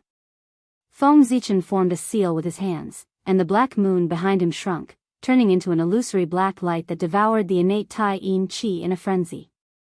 Again. In the sky above Zichen's grotto heaven, the illusory Tai-yin star shook violently, and strands of innate Tai-yin chi helped the innate Tai-yin divine light to form a solid form. However, just as the innate Tai-yin divine light was about to form, Feng Zichen's innate yang divine light suddenly appeared on its own, as if it sensed a threat. A dot of innate yang divine light flashed, and the innate yang divine light shattered the innate Tai-yin divine light. In an instant, the Tai-yin chi flowed out, freezing everything within 10,000 miles. Still not enough? As he spoke, Feng Zichen waved his sleeves, and a vast amount of dermic powers surged out. With a cracking sound, the ice shattered, and turned back into innate Tai-yin chi, which was then sent into the Tai-yin star. Sigh. It seems like my plan to cultivate the innate yin-yang divine light has failed. After a long while, Feng Zichen sighed. He had suffered a great loss this time. He had planned to use the Tai-yin origin chi to cultivate the innate Tai-yin divine light, and then merge it with the innate yang divine light to evolve into the legendary innate yin-yang divine light. Unfortunately, he didn't expect the repulsive force of yin and yang to be so strong. The innate divine light of yang shattered the divine light of yin directly, not allowing it to exist in his body. After all, the innate extreme yang divine light was condensed from Feng Zichen's essence, while the innate extreme yin divine light was condensed from an innate extreme yin origin. The difference between their natures was too great. One side was strong while the other was weak. Moreover, they were hostile to each other, so it was naturally impossible for them to coexist peacefully. As such, not only did Feng Zichen fail to cultivate the innate Tai-yin divine light, but he also lost a surge of his chi of origin. It was truly heartbreaking. It seems like I'll have to find an innate source of yin to cultivate the innate yin-yang divine light. But the eldritch wilderness has been established for so long. Innate sources have either turned into innate fiend gods or innate spiritual treasures. Where am I going to find one? Feng Zichen scratched his head. He had been coveting the innate yin-yang divine light for a long time, but now he found out that he couldn't cultivate it. Sigh, the demons are really a hindrance. In fact, the innate yin origin wasn't too difficult to find. At the very least, the innate yin origin wasn't lacking in the Tai-yin star. However, that was the demon's territory after all. Now, Feng Zichen didn't even dare to use the starlight, let alone steal the innate yin origin from the Tai-yin star.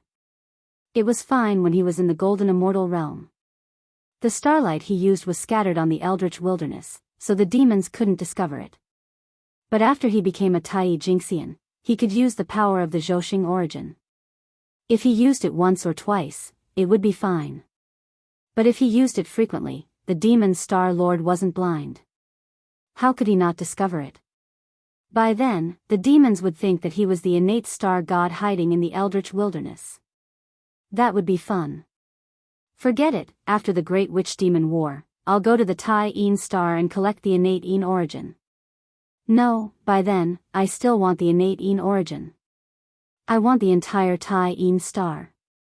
After thinking for a while, Feng Zichen put aside his distracting thoughts and took out the chaos bead. He planned to deduce a supreme grand skill. Qi. With Feng Zichen's current strength, he couldn't activate the shadow of Mount Buzhou. But with the shadow of Mount Buzhou in his body, he could suppress all external forces, including the qi. As soon as the innate evil qi rushed into his body, before it could do any damage, the Buzhou mountain's shadow trembled slightly, and a suppressive force came from it, pressing the innate evil qi into a ball, stopping it from moving. Great! Innate 5 elemental divine light, innate yang divine light, 10,000 elephant divine lightning. Go! Feng Zichen's arcane energy surged out madly as he cast all kinds of skills onto the heaven and earth furnace. Roar! Above the heaven and earth furnace, there were the roars of sacred beasts, thunder rumbling, and divine light flashing, causing its power to increase exponentially. The refining power surged and swept towards the connate baleful aura with all its might. Under the suppression of the shadow of Mount Buzhou, the innate evil qi couldn't resist at all.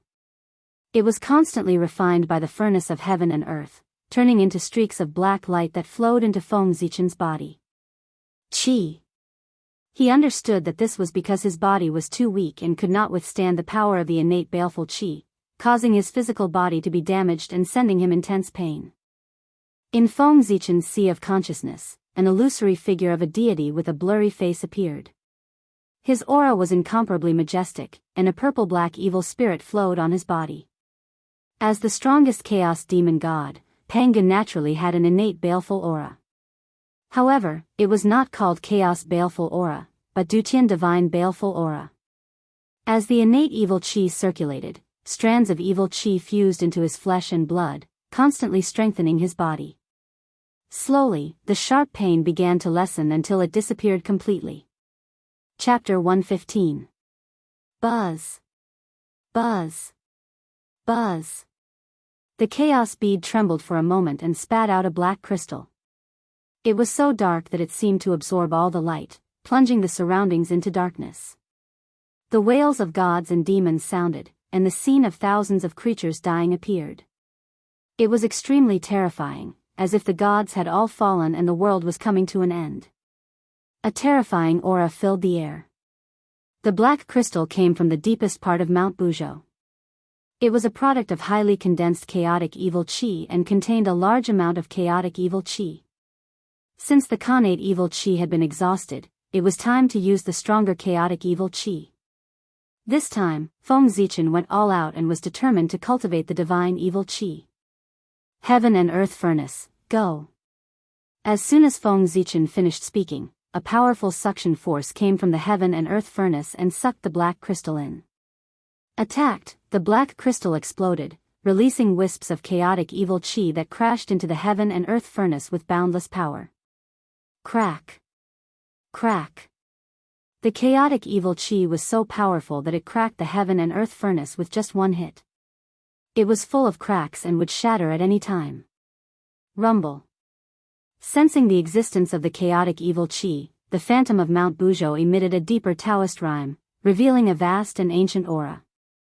Vast divine power suddenly pressed down and suppressed the chaotic evil qi. With a flash of divine light, the cracks on the Heaven and Earth Furnace disappeared, and refining power surged out toward the chaotic evil qi. Unfortunately, even though it was suppressed by the phantom of Mount Buzhou, the chaotic evil qi was still extremely powerful. Compared to it, the refining power of the Heaven and Earth Furnace was too weak and couldn't shake it at all.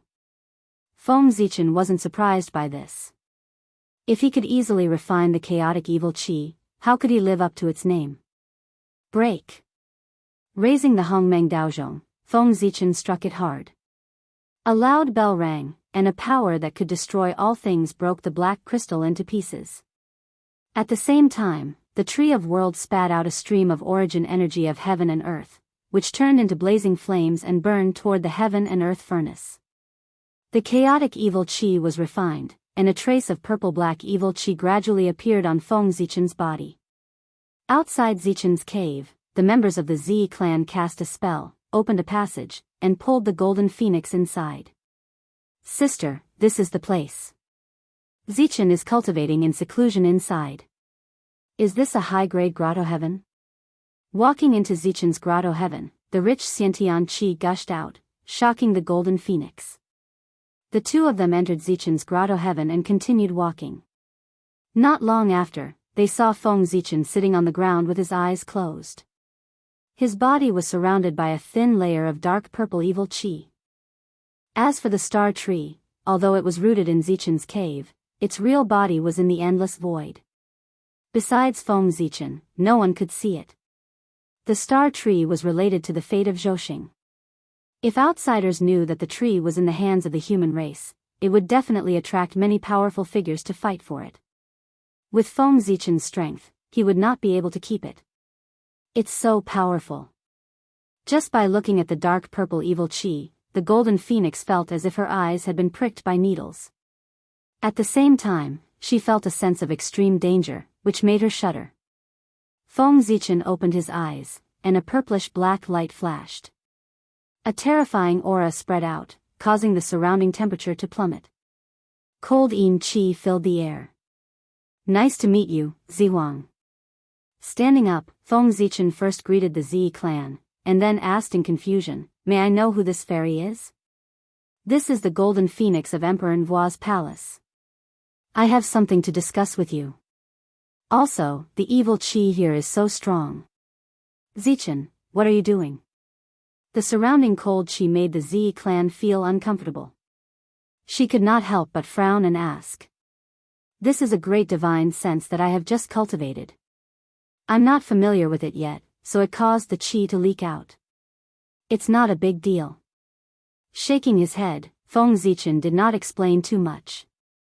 Using evil Qi to cultivate a divine sense would inevitably offend cultivators, even if the divine sense originated from Pangu. May I know why you are looking for me?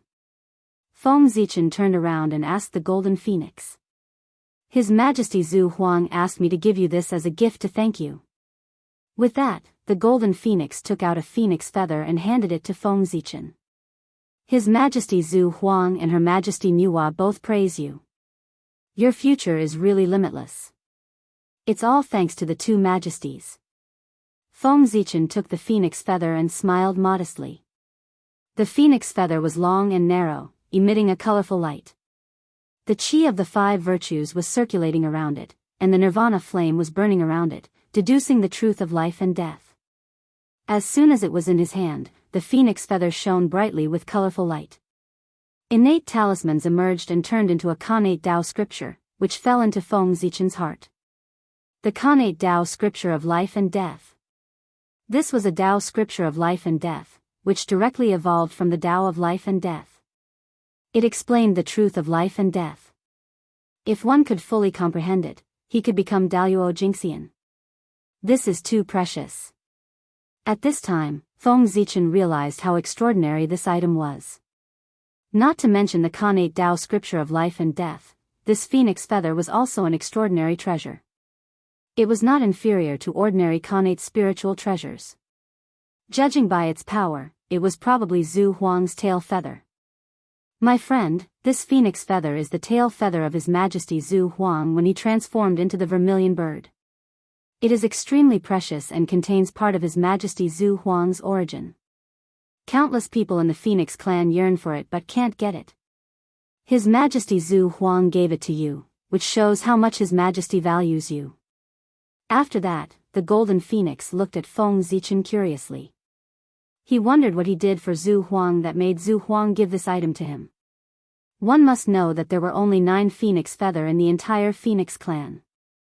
However, although the Golden Phoenix was curious, he did not ask Feng Zichen about it rashly. It was better to know less about the affairs of the Almighty, lest trouble come knocking on his door one day. Then, I'll accept it shamelessly. After thinking for a while, Feng Zichen put away Zhu Huang's phoenix feather. After all, for Zhu Huang, no matter how precious this item was, it was not as important as freedom. Fairy, this is the first time you've come to the human clan. I suppose you don't know much about the human clan. How about I show you around and show you the sights of the human clan? Feng Zichen suggested after looking around. Thank you, my friend. The Golden Phoenix thought for a while and nodded. It would be bad if she did not know anything about the human clan when the Nuwa asked her about it after returning to Emperor Envoi's palace. Fairy, you're too polite. If you can put in a few good words for the human clan in front of Her Majesty, Zichen will be very grateful. Feng Zichen waved his hand and said. Pfft. You're such an interesting person. The human clan was created by Her Majesty and is equivalent to Her Majesty's child. Her Majesty cares a lot about the human clan. There's no need for me to put in a good word for them. The Golden Phoenix could not help but laugh after hearing Feng Zichen's words. Chapter 116. On the shore of the East Sea, Ao Shui, Water Dragon King, and an unfamiliar man appeared with a flash of light and flew towards the human ancestral temple. Ao Shui and Water Dragon of the Dragon Clan, and Xuanqi of the Black Tortoise Clan, have come to congratulate Swearen Taoist priests. Their voices came from afar before they even arrived. In the meeting hall, Suerenshir's heart skipped a beat when he heard this voice. He transmitted his voice to Feng Zichen. Zichen, our friends from the Dragon Clan and the Black Tortoise Clan are here. There will be friends from other clans coming in a bit. I can't leave right now, so please receive them on my behalf.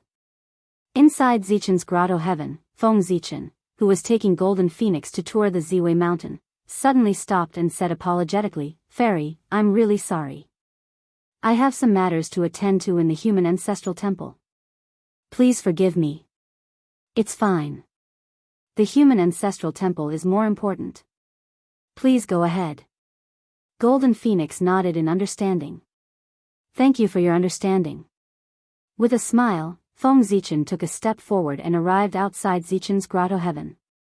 With another step, he arrived in front of Ao Shui and the others. "Ao Shui, Dragon Lord, long time no see." Feng Zichen was very happy to see old friends. He couldn't help but quickly walk up and greet the two. Noticing the unfamiliar man beside the two, Feng Zichen asked, "How should I address you, fellow Taoist?" "This is Xuanqi of the Black Tortoise Clan. He came with us to congratulate fellow Taoist Sueren." Seeing the confusion in his eyes, Water Dragon King stepped forward and introduced him. "Greetings, fellow Taoist Zichen. I've heard of your name for many years. It's a pleasure to finally meet you today." Xuanqi carefully sized up Feng Zichen and said, "Everyone, this is not the place to talk. Please follow me to the guest hall."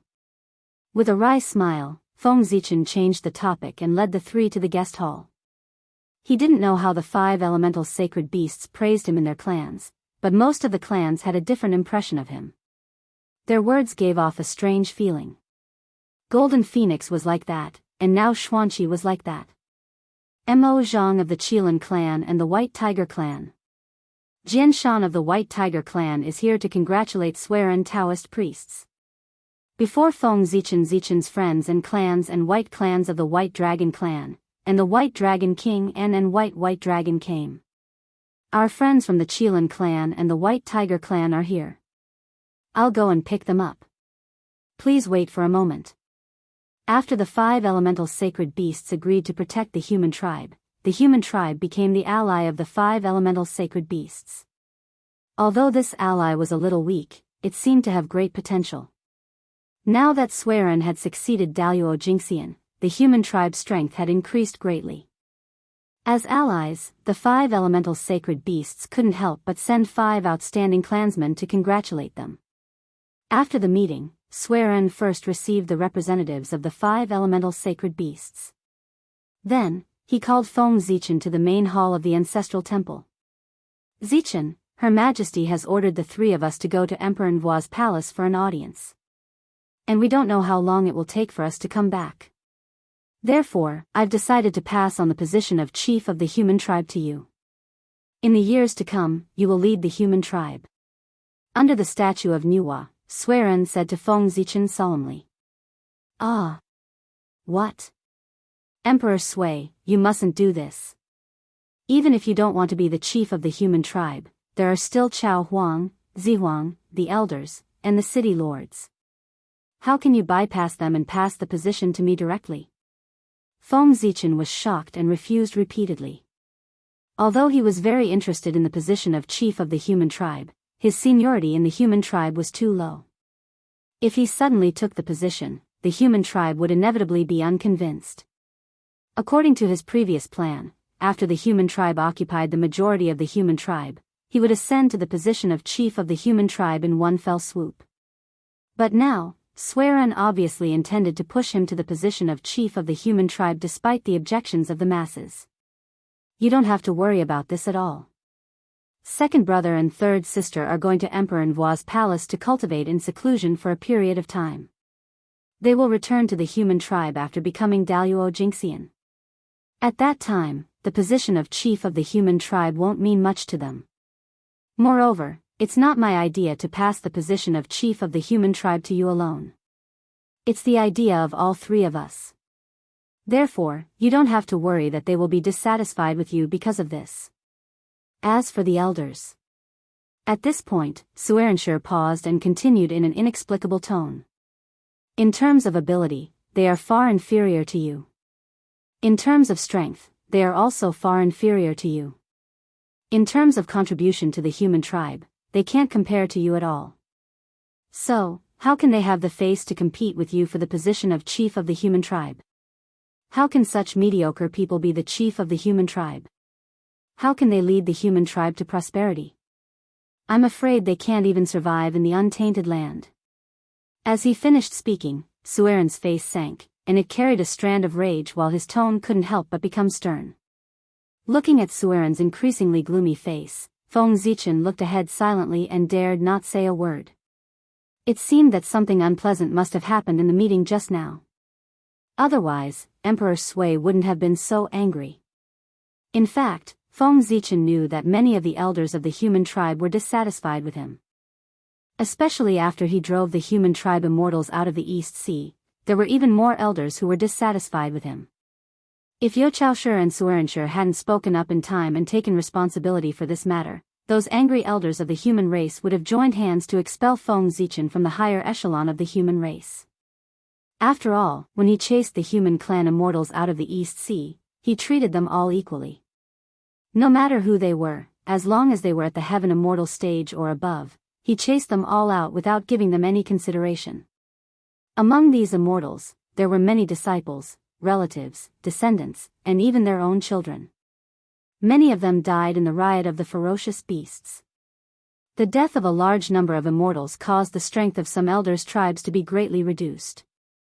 Coupled with the death of their relatives, how could the elders of the human tribe not hate him? They didn't dare to be dissatisfied with Sueren, so they targeted Feng Zichen, the initiator of all this. They madly vented their dissatisfaction and hated him very much. Feng Zichen could imagine the angry faces of those elders of the human tribe who were hostile to him when Emperor Sui mentioned that he would pass on the position of patriarch of the human tribe to him, and their faces flushed red when they argued with Emperor Sui. Fortunately, most of the elders of the human tribe were still wholeheartedly loyal to the human tribe. After all, only a very small number of them had selfish motives. Moreover, the city lords had more or less received favors from Feng Zichen, so they naturally stood firmly behind him. In addition, Feng Zichen's contributions to the human tribe were obvious to all. Everyone knew that they couldn't compare with him, so Emperor Sui was able to smoothly finalize this matter. Chapter 117.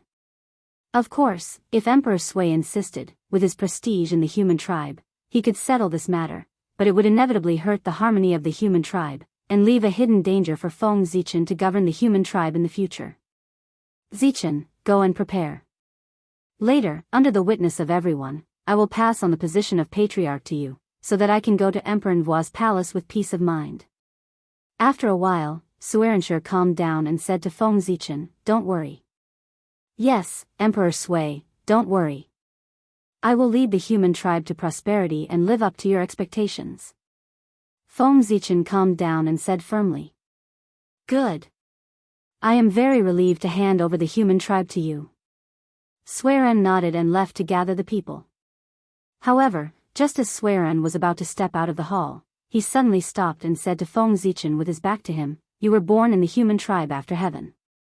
Many elders have criticized me for passing on the position to you. For example, the Guyue clan, Jushan clan, and Bingta clan are proud of their Xiantian status. It is inevitable that they will not accept you. If they try to sow discord between the Xiantian and Hotian human tribes after I leave, and use this to attack your prestige, you must not be soft-hearted. Remember, no matter who they are, no matter what their relationship with me is, if they dare to stir up the conflict between the Xiantian and Hotian tribes, you must not be soft-hearted. Remember. Remember. Remember. After saying that, Sueren continued to walk forward and out of the hall. Yes, Zichen will remember. Sueren's words were very, very light. Although Feng Zichen could not see his expression, he could tell from his tone that Emperor Sui must have made a great decision to say these words. I really don't know what Elder Guyue and the others said in the hall. They forced Emperor Sui to say these words. After Sueren walked away, Feng Zichen said to himself in confusion. What did he mean by not being soft-hearted? It meant that when it was time for him to kill, he had to kill without mercy. They were old companions who had lived and eaten together ever since they were born. They had experienced countless hardships together, and their relationship was extremely deep. Even so, Emperor Sui, who had a good temper, was forced to kill them. It could be seen that they had gone too far in the council hall. Damn it. If I had known that something big was going to happen in the conference hall, I would have participated in it no matter what. Otherwise, I wouldn't have been so clueless about the situation. For a moment, Feng Zichen couldn't help but feel a little regretful. Why did he become a tour guide for no reason? Not only did he listen to a bunch of ambiguous words, but he also delayed his own important matters. However, although Emperor Sui said so, if I really dared to kill them, the Xiantian human race might rebel. It seems that I have to think of a way to drive them out. Feng Zichen thought as he rubbed his head. 3 days later, Suiren and the other two walked into the ancestral temple with the elders of the human race and many city lords. Under the witness of the representatives of the 5 races, they held the coronation ceremony for Feng Zichen. Zichen, from today onwards, I entrust the human race to you. You are the new leader of the human race. You are responsible for the future of hundreds of millions of people. You have a great responsibility. In the future, don't be impulsive when you do things. Think more, observe more, be generous, and be impartial. Suiren gave Feng Zichen the fur wood that represented the human race's inheritance to Feng Zichen. Then, he told Feng Zichen about his experience in governing the human race. Yes, Zichen, I will remember everything. I will not let Emperor Sui down. Feng Zichen took note and promised Emperor Sui. Everyone, Zichen has just ascended to the throne. It is inevitable that he will make some mistakes. After I leave, I hope that you will assist him with all your heart. Find out what he has done and make up for what he has done. Together, we will prosper the human race. I'll thank you in advance. After instructing Feng Zichen, Suiren turned around and said to the crowd. We don't dare. Emperor Sui, you are too serious. This is what we should do. Even if you didn't say it, we will assist the Zichen clan with all our heart. Seeing that Suiren was about to bow to them, the crowd hurriedly bowed and said that they didn't dare. That's good. Seeing their sincere attitude, Suiren smiled with satisfaction. Well, we have been delayed for so long. It is time for us to go to Empress Wa's palace. As Suiren spoke, an auspicious cloud rose and carried the Chou clan, the Zi clan, and the Golden Phoenix to Empress Wa's palace. We respectfully bid farewell to Emperor Sui, Chao Huang, and Zi Huang. Seeing the 3 of them leave, the crowd bowed to them. With the abdication of Suiren and the other 2, the luck that represented the human race's patriarchs was drawn from them and gathered in Feng Zichen's body. Rumble. In the sky above the human race's ancestral temple, auspicious clouds suddenly appeared. Thousands of rays of light and thousands of strands of auspicious qi appeared. The laws of great Tao fell and the order of heavenly Tao appeared. Then, in front of the crowd's astonished eyes, a ball of fire surrounded by 5-colored brilliance slowly appeared in the void. It was dazzling and had the aura of human Tao flowing around it. It was endless and everlasting. This is the manifestation of the human race's luck. At the first sight of the ball of fire, the crowd felt a burning passion in their hearts. Hot blood gushed out and the desire to improve themselves was born. At the same time, as the ball of fire flickered, images appeared in front of the crowd, showing the past of the human race and awakening the memories in the depths of their minds. A feeling of bloodline connection came, allowing the crowd to naturally understand the origin of the ball of fire. Under the contrast of the 5-colored brilliance, the ball of fire was extremely dazzling. It was like a great sun hanging high in the void, illuminating the entire world. After the ball of fire illuminated all the humans in the coast of East Sea, it suddenly descended and merged into Feng Zichen's body. Rumble. In an instant, a powerful aura shot out from Feng Zichen's body and turned into a huge whirlwind, stirring the clouds in all directions. The sky changed color, the sky shook, and the earth trembled. A terrifying aura burst out, causing everyone to be unable to breathe. This aura, this power, there's no doubt about it, it's Daluo Jinxian. But, how can it be? The crowd was shocked and stared at Feng Zichen, who was in the center of the whirlwind, in disbelief. The human race's luck, supported by the luck of the 5 innate races, had long surpassed the River of Destiny and had the power of Daluo Jinxian. It was just that the human race's luck was only 30%, so it couldn't really display its true power. Moreover, after all these years of development, the human race's luck had greatly increased, and the power it contained had become stronger. Now, Suiren and the other two had abdicated, and the human race's luck had been drawn out from their bodies and merged into one, pouring into Feng Zichen's body. This gave him the power to contend with Daluo Jinxian for the time being. Although his cultivation level hadn't changed, under the support of the human race's luck, Feng Zichen was no different from Daluo Jinxian in other aspects, except that he couldn't be immortal. Chapter 118. In Emperor Nvuo's palace, Nuwa frowned and gently stroked the void when she sensed the change in the human clan's fate. In an instant, the secrets of heaven seemed to be covered by a layer of gauze, blurred and unfathomable.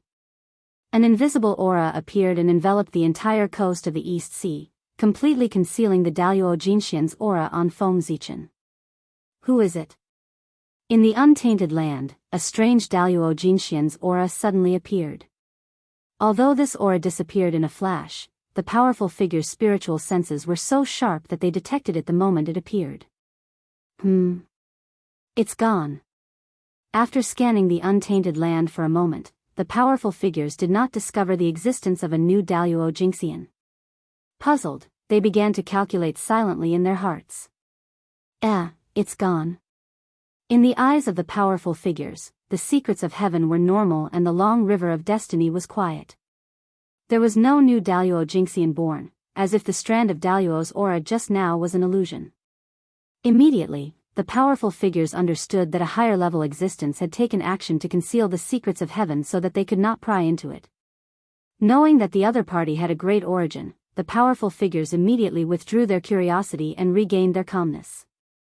Only some of the top powerful figures looked at Emperor Nvuo's palace with indescribable expressions. No one knew what they were thinking.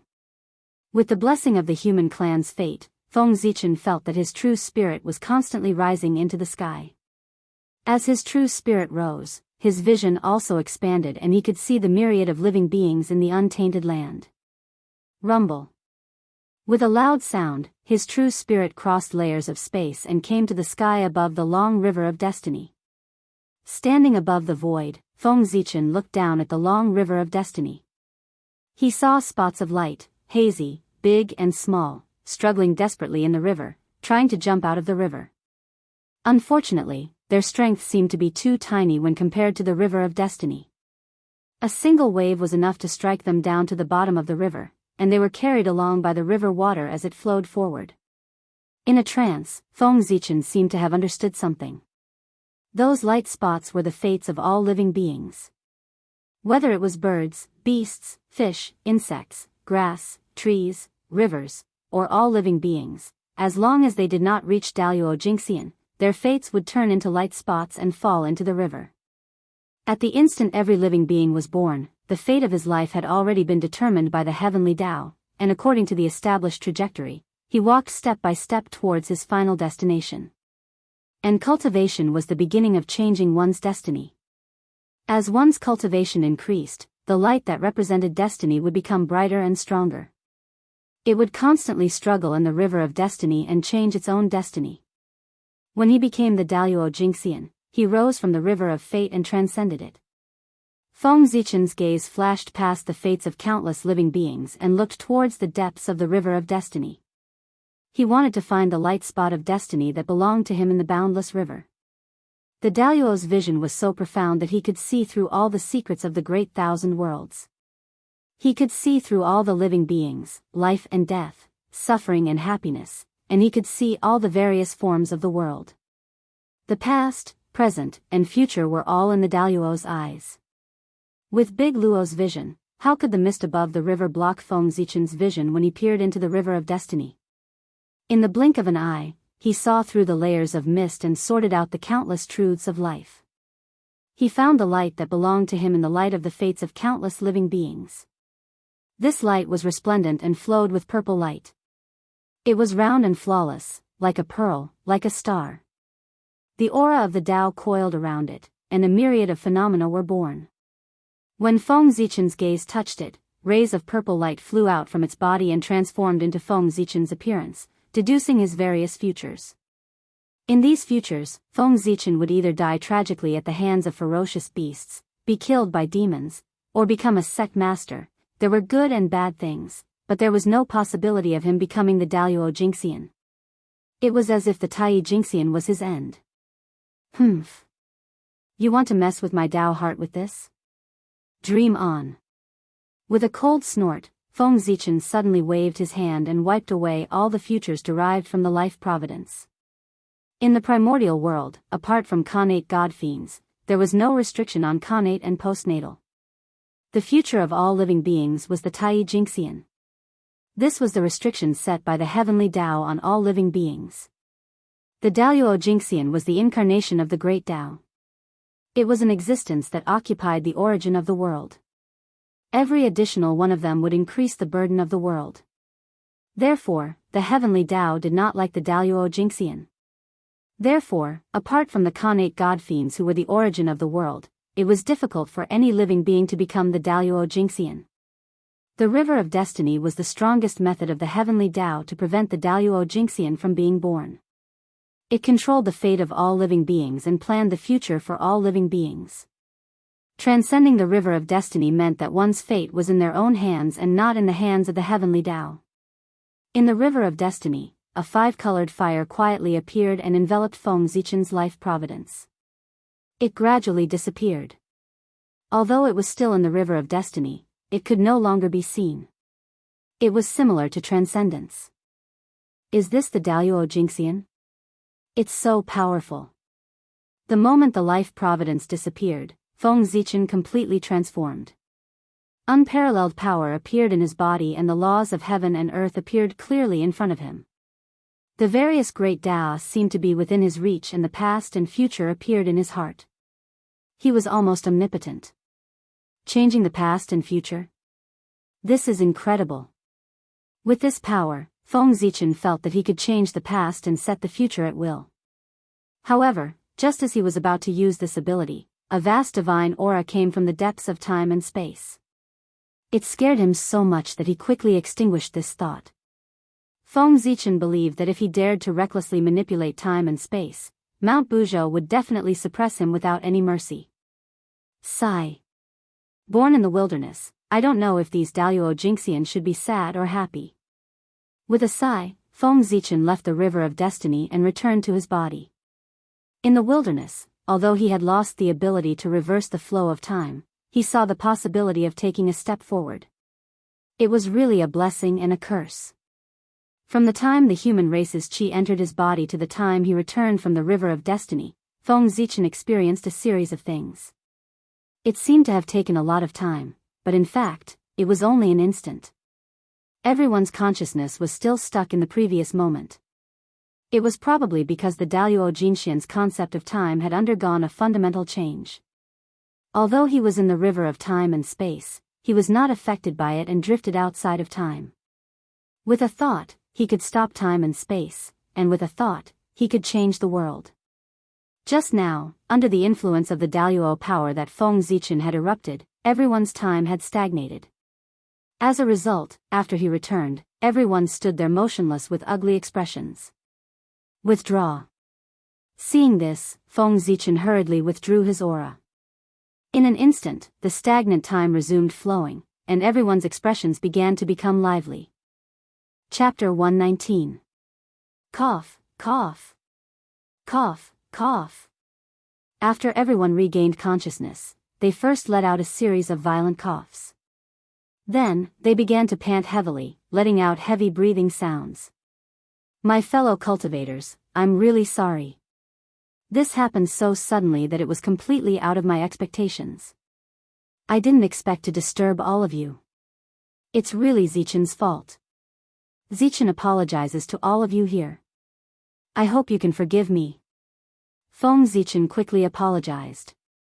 He knew that everyone had lost their composure because of the Daluo's aura. It's okay, we're fine. Water Dragon King had the highest cultivation among all of them. He was half a step away from Daluo Jingxian. Therefore, he was the first to recover. He waved his hand and said to Feng Zichen, "Everyone, please rest assured." After a while, everyone recovered and said that they were fine. They told Feng Zichen not to worry. Phew. I'm relieved. Seeing that no one was injured, Feng Zichen heaved a sigh of relief. Obviously, those that were sent to the human race by the 5-element sacred beasts were all outstanding geniuses of their respective races. Perhaps they were unable to go against a golden immortal, but it was more than sufficient for them to protect themselves under the might of a golden immortal. After all, with their status, they would not lack connate spiritual treasures. As for the human tribe, this was the human tribe's ancestral temple, where the Nuwa was worshipped. If this aura did not come from Feng Zichen, it would not even cause a ripple. My fellow cultivator, your luck is really enviable. Water Dragon King sighed with envy when he sensed that Feng Zichen's aura was not inferior to Daluo Jingxian's. What's there to be envious of about Dragon Lord?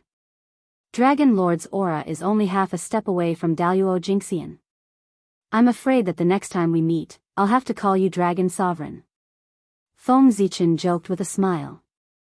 You can't compare, you can't compare. You have the fortune of the human race. In the future, your cultivation will advance by leaps and bounds. Maybe when you become a Daluo Jingxian, I'll still be struggling in Tai Jingxian. After all, to me, the difference of half a step is like a natural chasm. As for you, Daluo Jingxian is already within reach. You just lack the accumulation. Hearing Feng Zichen's teasing, Water Dragon King smiled helplessly. He was not as lucky as Feng Zichen, who had the fortune of the human race assisting him in his cultivation. Dragon Lord, you're underestimating yourself. With your accumulation and the help of His Majesty the Ancestral Dragon, becoming a Daluo Jingxian will not be difficult. Feng Zichen did not believe that a supreme existence like the Ancestral Dragon would not have some treasures that could help people become a Daluo Jingxian. I hope so. Shaking his head, Water Dragon King sighed with emotion. In the end, the fortune of the world is the most precious treasure in the Eldritch world. There is no other treasure. Dragon Lord is right. The fortune of the world is the reason why our 3 races ended up like this. Could it be because of the fortune of the world? How could there be so many disputes in the Eldritch world? Isn't the current war between the shamans and the demons also caused by the fortune of the world? Water Dragon King's words seemed to have evoked everyone's memories and triggered a resonance. The people of the 5 races opened their mouths one after another, detailing the disputes caused by the fortune of the world. Among the people of the Ancestral Temple, except for the people of the human race present who had less experience and shallow knowledge, the people of the Ancestral Temple were all the outstanding people of the 5 races. The others were all outstanding geniuses of the 5 clans, and all of them possessed abundant experience and knowledge. Coupled with their family's knowledge, they were naturally extremely clear about the uses of the karmic luck of the heavens and the earth. Feng Zichen also nodded, agreeing with this statement. Not to mention that because he had obtained the fortune of the human race, he directly possessed strength comparable to Daluo Jingxian. The reason why Suiren and the other 2 could improve so quickly was because of the fortune of the human race in their bodies. With great fortune, one could do everything according to one's wishes.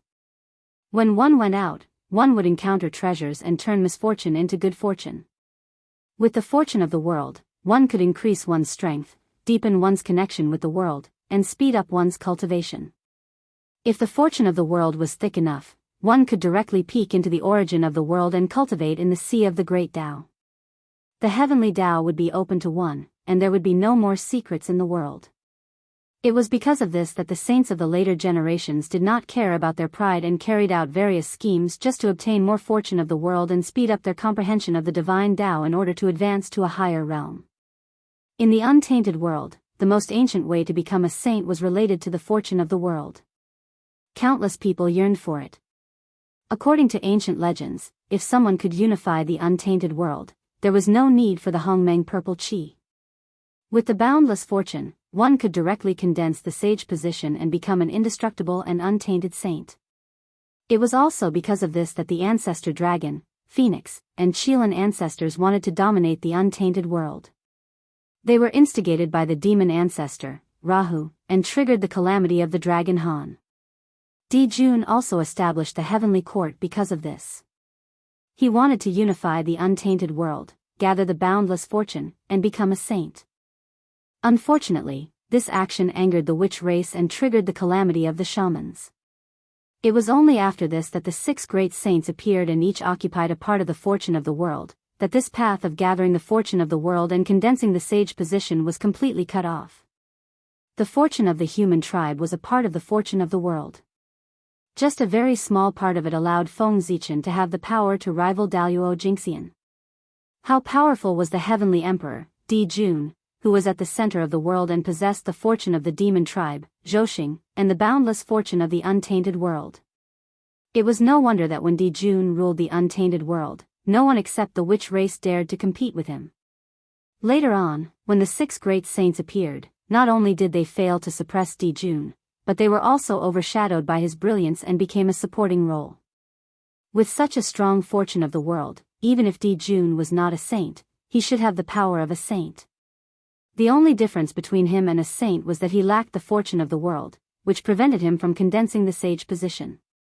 To be frank, mastering the fortune of the world meant mastering the origin of the world and the right to speak in the untainted world. The more fortune of the world one possessed, the stronger the origin of the world one could mobilize, and the greater the right to speak. One had to know that the origin of the untainted world was very strong. Who could stop Di Jun? Who could mobilize a small part of the origin of the untainted world? The fact that Di Jun could still suppress the untainted world after the sages appeared was enough to prove that the sages could not do anything to Di Jun. The outbreak of the Great War of the Shamans and the demon tribe was due to the deep hatred between the 2 tribes, but there was no lack of instigation by the sages. To be able to make a saint do such a dirty thing, didn't it also reflect the strength of the shamans?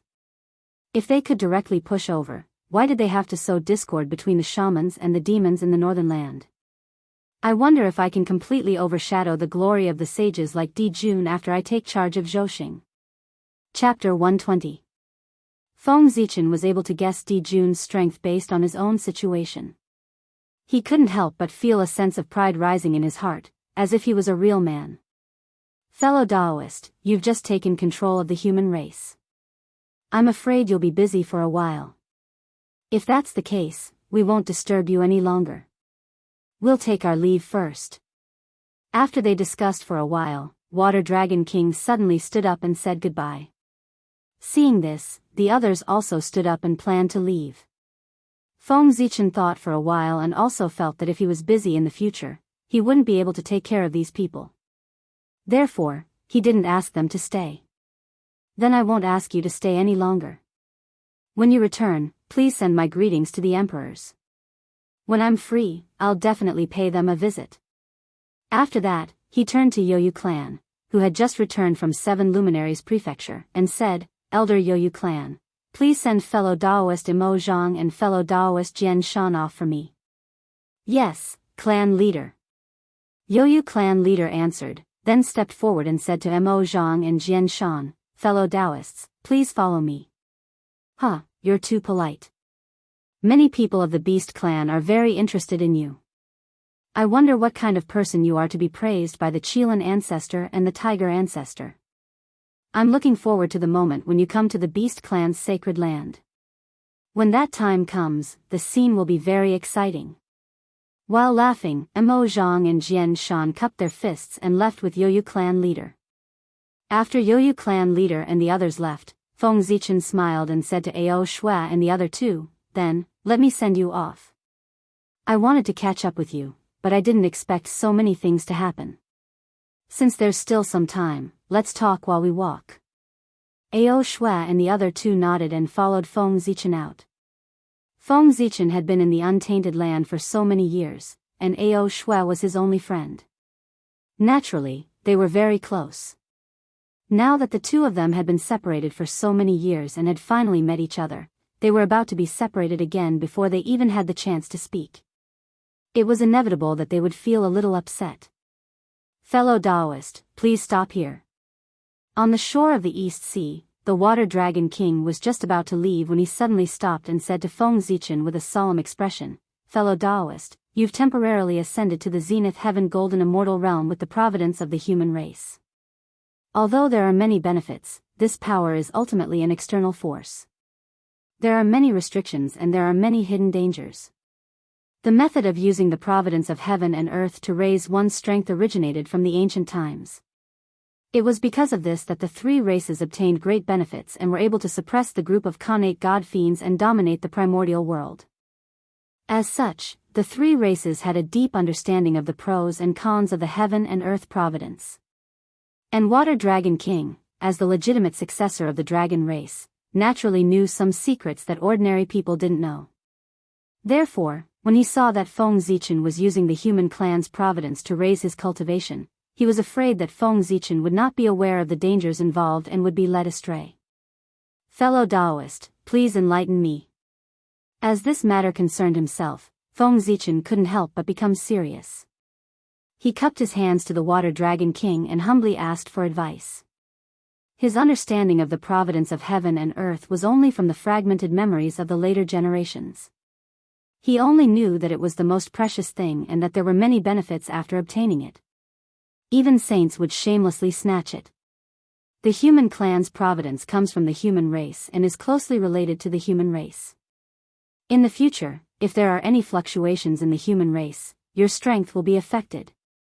If the human race flourishes while you are in charge of the human race, it will be fine. But if there is a decline, under the backlash of the providence, endless negative karma will descend. Not to mention that your strength as Daluo Jinxian will drop instantly. I'm afraid you won't even be able to keep your life. At that time, your true spirit will be covered in dust and your great Tao will be severed. You won't even have a chance to start over. Hearing the Water Dragon King's frightening words, Ao Shui couldn't help but reveal a worried expression and looked at Feng Zichen worriedly. However, Feng Zichen smiled and said nonchalantly, "Don't worry. What's there to be afraid of? As the leader of the human race, I should shoulder the responsibility and fight for the strengthening of the human race. Being connected to the human clan's providence can show my determination to strengthen the human race and make the people trust me more. It will increase the cohesion of the people. This is actually a good thing. Moreover, with this pressure, it will constantly urge me to move forward and not slack off at all." There were gains and losses. The human clan's providence could increase his strength so much, and Feng Zichen was already prepared to pay a price. Now, the human clan's providence only completely tied him to the human race. Other than that, there were not many restrictions. And this was what he had hoped for. Such a price was equivalent to nothing to him. In fact, it would bring him many benefits. When Feng Zichen said these words, a fearless spirit emerged from his body. He had the spirit of a leader of the human race, and the few elders of the human race who came with him secretly nodded their heads. "It's good that you can think this way." Inexplicably shocked, the Water Dragon King was slightly absent-minded. From Feng Zichen, he discovered his own shortcomings. No, the shortcomings of the entire dragon race. This spirit, it's really shocking. This is probably what I'm lacking. It's also where I can't compare to Swerin and the others. Since ancient times, the dragon race had been living too comfortably. They had gradually lost the will to forge ahead, and the entire race was filled with a decadent aura. He was completely immersed in the glory of the ancient era. He no longer had the competitive spirit of the ancient era, fighting against the heavens and earth. Since the great calamity of Dragon Han, no new Daluo Jinxian has been born in our race. I originally thought that it was because the heavens had deliberately suppressed us, but now it seems that this is not entirely the case. Perhaps His Majesty saw this point and allowed us to take the initiative to attack the ferocious beasts. From time to time, he would praise Feng Zichen in front of everyone in order to arouse the competitiveness of the dragons. It seems that the human race is far inferior to the dragon race. But if we remove the foundation of the dragon race, the current dragon race, apart from the innate advantage of their bloodline, is no match for the human race. In his heart, the Water Dragon King compared the human race and the dragon race.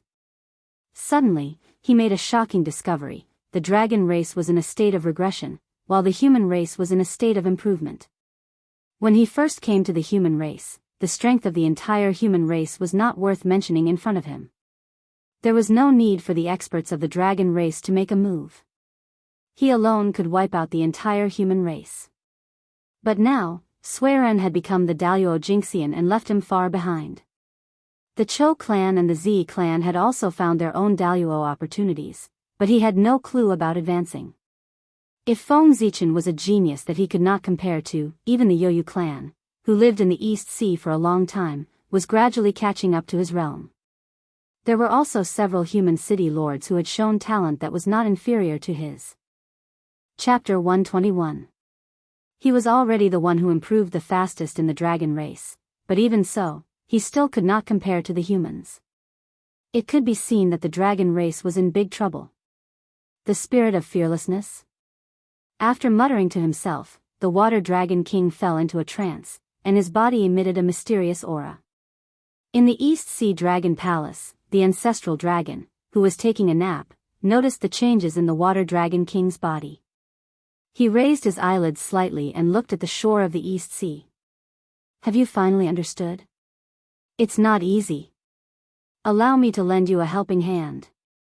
He stretched out his dragon claw and pointed at the void. An invisible aura spread out, and the power of the great Tao surged out and poured into the Water Dragon King's body. As the power of the ancestral dragon entered his body, the world in the eyes of the Water Dragon King was completely different. He could see the laws of the world clearly, and his vision was infinitely expanded. He looked at the dragon race and saw a ray of light. That light was grand and carried the faith of the dragon race. But it was like the afterglow of the setting sun, emitting its last brilliance, with a sense of twilight. He looked at the humans again and saw the dazzling light of humanity, filled with the belief of self-improvement. It was like the rising sun, exuding a vigorous aura, and everything was full of vitality. It was a sharp contrast to the dragon race. Yes, the path of cultivation is to press forward. Without a fearless spirit and the determination to risk everything, how can one reach the end of the great Tao?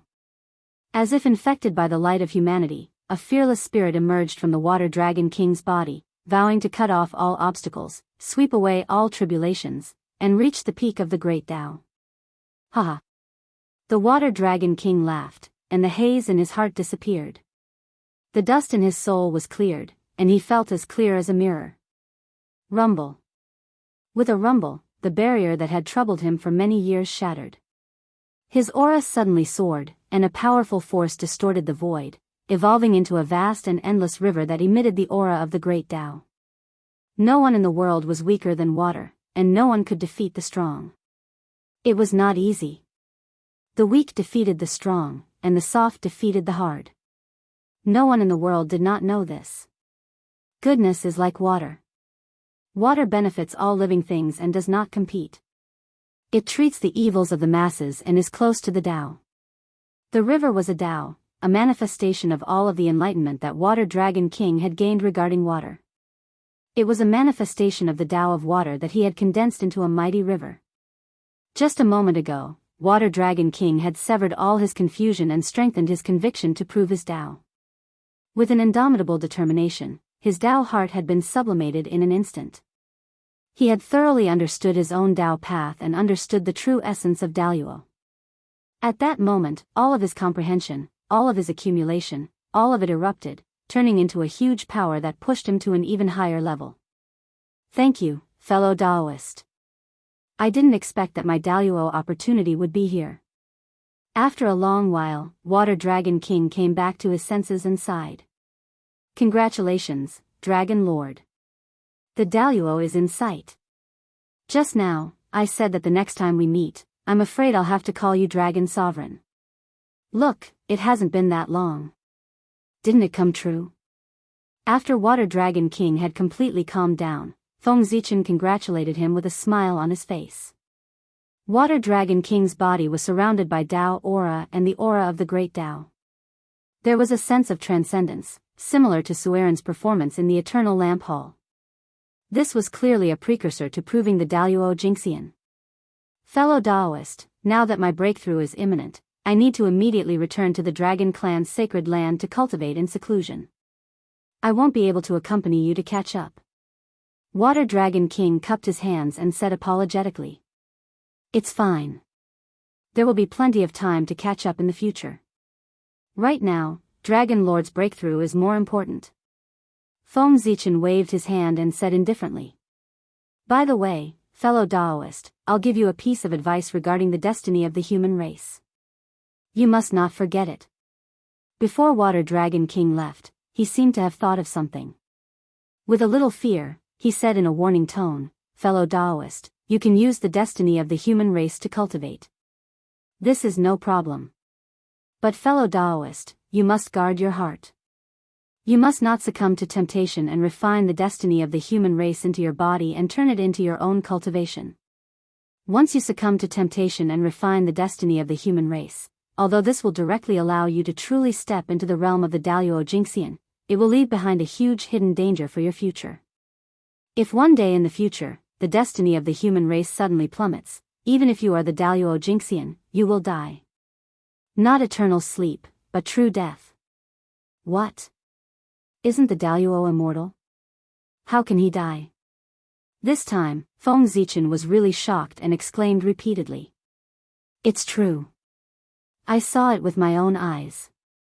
In ancient times, countless experts of the water race could not resist the temptation of the destiny of heaven and earth. They chose to refine the destiny of heaven and earth and stepped into the realm of the Daluo Jinxian. At this point, a look of fear appeared on the water dragon god's face, as if he had thought of something terrifying. He trembled as he spoke. He said in a trembling voice, after the war between the three races, the destiny of the dragon race plummeted, and many experts of the dragon race were madly devoured. On that day, the sky above the East Sea was dark. Endless negative karma filled the air, and the dragons wailed incessantly. The experts who relied on refining the destiny of the human race to become the Daluo Jinxian were constantly wailing. Their great Tao was constantly collapsing and merging with the origin of heaven and earth. Their bodies were dissipating and turning into streams of connate qi. Their true spirits were completely lost in the great Tao and became a part of it. In the end, there was no longer their aura in heaven and earth. Even their Tao had disappeared. Their true spirits sank into the great Tao forever. They did not think or think, and there was no possibility of them appearing in the world. In this way, it was even more terrifying than falling into eternal sleep. It was truly death. Hiss. The backlash of destiny is so strong. After listening to Water Dragon King's narration, Feng Zichen felt his scalp tingle. This subverted his understanding of destiny. In this way, it was even more terrifying than death.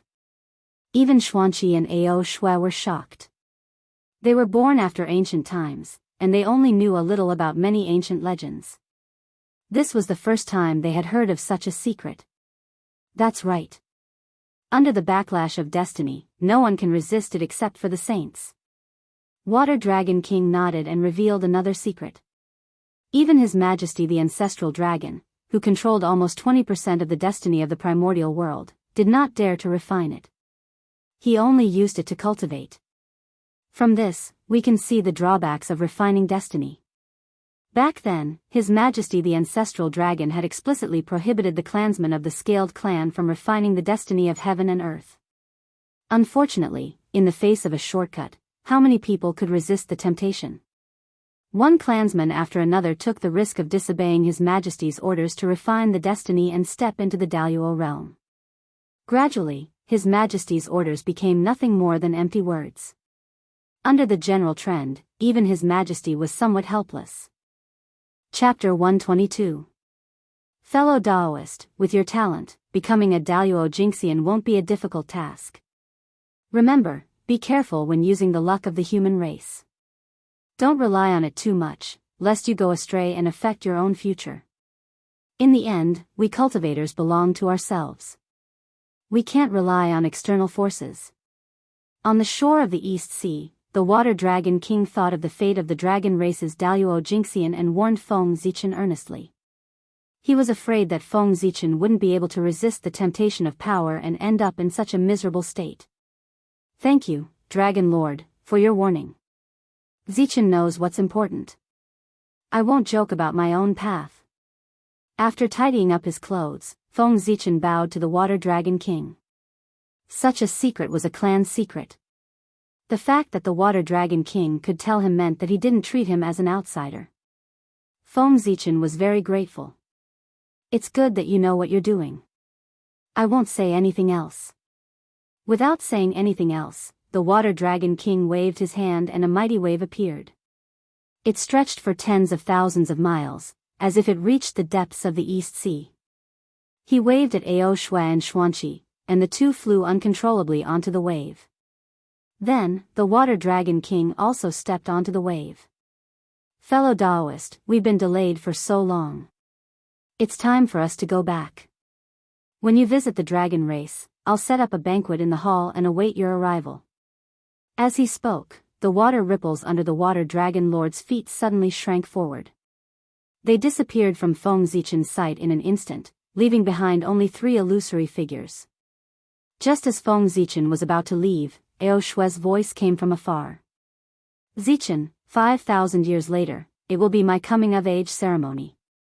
Remember to come to the East Sea Dragon Palace to find me. Alright, 5,000 years later, I will definitely head to the East Sea Dragon Palace.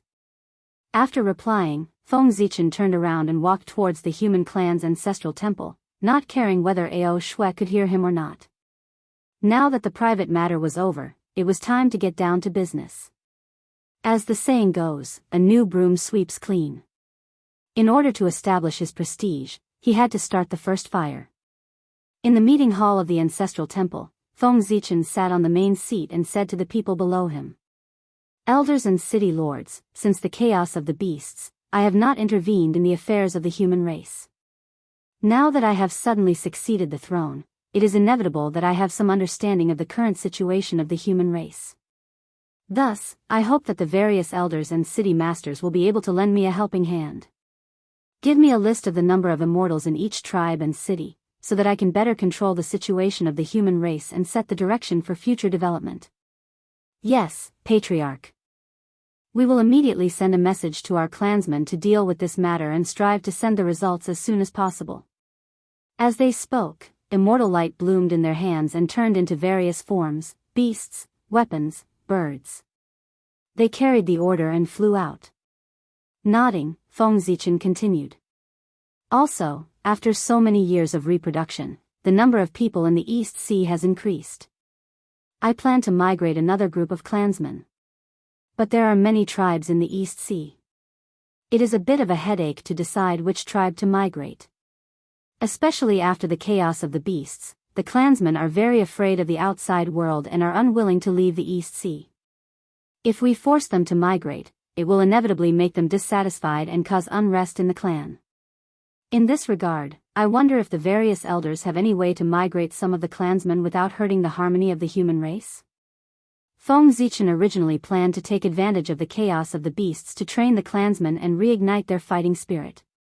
But who knew that the chaos of the beasts was so tragic that less than 20% of the celestial immortals of the human race who went out to train survived?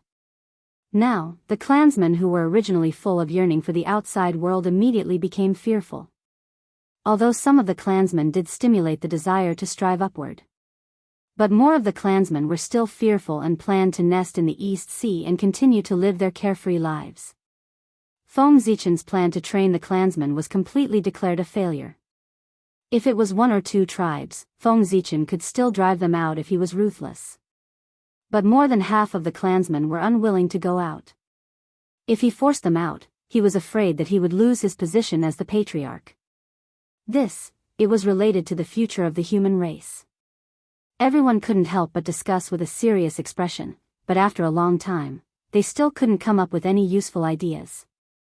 Patriarch, why don't we migrate some of the clansmen to the major cities? I think, with us watching from the side, the fear of the clansmen will be reduced a lot. After a while, seeing that the discussion couldn't come to a conclusion, Yang stepped forward and proposed. Shua, for a time, everyone's eyes were focused on Yang. The elders looked inexplicable, no one knew what they were thinking. The city lords looked unhappy, they seemed to be very dissatisfied with Yang's proposal. During the chaos of the beasts, the unbearable performance of the human race in the ancestral land was still vivid in their minds. How could the city lords let a group of trash enter the city and ruin their own culture? Yang's proposal naturally made them very dissatisfied.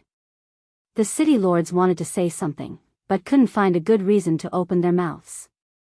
They could only shut their mouths resentfully and glanced at Yang fiercely with angry eyes. This is not appropriate. It's not easy for the city lords to stay outside. We really can't add more burden to them. Even Feng Zichen didn't agree with this. The clansmen of the outside world had been tested for a long time. Each of them was brave and good at fighting. They were the only force that the human race could bring out. Moving the clansmen of the ancestral land to the outside world, was it to drag them down? Thank you for your understanding, Patriarch. The city lords were overjoyed and quickly shouted in unison. Elders, these tribes in the ancestral land have always been under your management. So, regarding this migration, don't you have anything to say?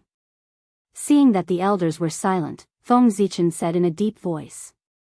While speaking, Feng Zichen's body soared with a powerful aura. In an instant, the air in the hall became incomparably heavy. Everyone couldn't help but lower their heads. At this moment, Feng Zichen's eyes flashed with a strange light. In a moment when no one noticed, it fell into Guyue's body. In a trance, Guyue involuntarily stood up and said loudly. As the elders of the human race, we should set an example. Since our clansmen are unwilling to leave the ancestral land, then the tribes to migrate out this time will be selected from our descendants. We will set an example for our clansmen. Not giving Guyue a chance to change his mind, Feng Zichen quickly decided on this matter. Good, this method is wonderful. Elder Guyue is worthy of being the role model of the human race. We will do as you say. In addition, since this matter was proposed by the elder, we will leave it to the elder to handle. I am very assured with the elder handling this matter. Chapter 123. After so many years of development, the human race had gradually evolved into various classes. The tribe of the human race elders was the leader, occupying the place with the most resources on the coast of the East Sea. Next was the tribe of the Khanate humans, occupying the most fertile land on the coast of the East Sea. The rest of the land, which they looked down on, was the place where the postnatal humans gathered. Moreover, some of the elders, led by the Guyue clan, did not have a good impression of the postnatal humans. They thought that they occupied the living space of the Khanate humans and often suppressed them. The Khanate humans were born stronger than the postnatal humans. In addition, they occupied the best resources of the ancestral land, causing the gap between them to widen. Most of the human experts were from the Khanate humans. Therefore, faced with the suppression of the Guyue clan, even if Feng Zichen wanted to help, he could not fight against most of the upper echelons of the human race by himself. Now, Feng Zichen found an excuse to divide a portion of the Khanate humans. First, it could weaken the influence of the Khanate humans, and second, it could make room for the postnatal humans to develop. He could also take this opportunity to train them and let them truly grow up in the cruel untainted land. One had to know that in order to cultivate their descendants, the elders of the human race had spent countless resources. They were the backbone of the human race. It would be a pity if they were crippled just like that. As long as 1/5 of them, as long as 1/10 of them can become talents, it will be worth it no matter how great the sacrifice is. Feng Zichen's eyes seemed to be able to see through the endless void and take in the entire human tribe. He thought to himself as he looked at the smiling Khanate human tribe. This is a good idea. Several elders of the human race who were dedicated to the public thought about it and also felt that this was a good idea. They smiled and nodded in agreement. At this time, the Guyue clan came to their senses. Although they felt that this was a little inappropriate, they could not figure out what was wrong. They also felt that this was the best choice at this time. Then, they gradually lost themselves in the compliments of the crowd. All right, everyone, you may go. After arranging all the affairs, Feng Zichen's figure flashed and disappeared from the meeting hall, appearing in the sky above Ziwei Mountain. Ha! With a deep shout, Feng Zichen gathered all the spiritual power in his body and suddenly grabbed at the void. Rumble. Kanei Qi gathered madly and surged into the fortune pool of 5 elements on Ziwei Mountain. At once, 5 colored lights shot up into the sky. It was incomparably bright and lit up the entire Zichen's heavenly abode. Roar. Amidst the earth-shattering roars, the images of the sacred beasts of the 5 elements rushed out from the fortune pool. An azure dragon soared into the sky, a vermilion bird spread its wings and let out a long cry, a chelan suppressed the earth, a white tiger roared at the sky, and a black tortoise covered the sea. Go! Feng Zichen's mind moved, and the chaos bead flew out from his body. It hovered in the air and flickered. Then, a white river flowed out, emitting the qi of fortune. It flowed towards the pool of fortune and merged with it. This was the fortune origin liquid that Feng Zichen had obtained from Mount Buzhou. It was formed from the essence of the earth and could create anything. Wang. After fusing with the fortune origin liquid, the fortune pool of the 5 elements emitted an even brighter divine light. Its body began to tremble violently as a powerful force suddenly spread out. Then, as if the mountains were collapsing, the Ziwei Mountain shook violently. The entire Zichen's heavenly abode was shaking. Whoosh, Kanei Dao light bloomed, and Dao sounds rumbled between heaven and earth. The laws of heaven and earth appeared and fell on the fortune pool of 5 elements. Rustle, rustle. Khanate runes appeared one after another, dancing and intertwining in the air, gradually forming an illusory Khanate divine seal. Condense. Feng Zichen made a series of hand seals and activated the fate of the human race. It turned into a mighty torrent of human Dao and poured into the fortune pool of 5 elements. In the next moment, more Khanate runes flew out of its body and shone with the laws of heaven and earth. The illusory Khanate divine seal instantly became solid. At that moment, the fortune pool of 5 elements was shrouded in the divine light of creation. It was upgraded to a supreme-grade Khanate spiritual treasure. A powerful aura burst out, and the fortune qi swept in all directions, covering the entire Zichen's heavenly abode. Under the influence of this aura, the mountains and rivers became more beautiful, and the plants grew taller, revealing some spirituality. A large number of spiritual herbs were born, and it was full of vitality. Not bad. Feng Zichen couldn't help but be excited when the fortune pool of 5 elements was upgraded. However, his expression turned serious after a while. He clenched his right fist and punched at the fortune pool of 5 elements. Bang! In the shocking explosion, the fortune origin liquid in the fortune pool of 5 elements spurted out, turning into water droplets of various sizes. They all floated in the air, exuding the fortune qi like stars. At that moment, Daluo Jinxian's aura gushed out of Feng Zichen's body without restraint, forming a huge storm that was extremely terrifying. The void was first distorted, then shattered, and finally disappeared completely. Heaven and earth were vast, and only the fortune origin liquid floated there quietly. Fortune origin manipulation, rise. Feng Zichen's expression turned serious, and the divine light of creation appeared on his body. He drew a Khanate Dao pattern in the air stroke by stroke, and a supreme power appeared. This was the supreme divine power, fortune origin manipulation. It was also the number 1 divine power in the heavenly 36 transformations. It was a divine power of creation, and it was the supreme Dharma power. It could manipulate heaven and earth, and it could change the laws of heaven and earth and transfer everything in the world. Back then, Goddess Nuwa had relied on this divine power of creation to create the entire human race. It was truly a supreme divine power. As the Dao seal was completed, all the Khanate qi in Zichen's heavenly abode surged towards it and was devoured by the Dao seal. In the end, the essence qi in the entire heavenly abode decreased by more than 10 times. Go! Feng Zichen waved his sleeve and sent the Dao seal flying towards the fortune origin liquid floating in the air. As the Dao seal flashed, an invisible power appeared. It seemed to be able to create things out of thin air, manipulate yin and yang, and change heaven and earth. Roar! Roar! Roar! The fortune origin liquid flashed and turned into spiritual beasts of different shapes and sizes. There were birds, beasts, and scales. As soon as they were born, they roared loudly and flew towards Zichen's heavenly abode. The chaos demon god used Khanate evil chi and various Khanate chi to create the ferocious beasts. Based on this principle, Feng Zichen used the supreme divine power of fortune origin manipulation to create the spiritual beasts in front of him with the fortune origin liquid as the core and Khanate chi as the body.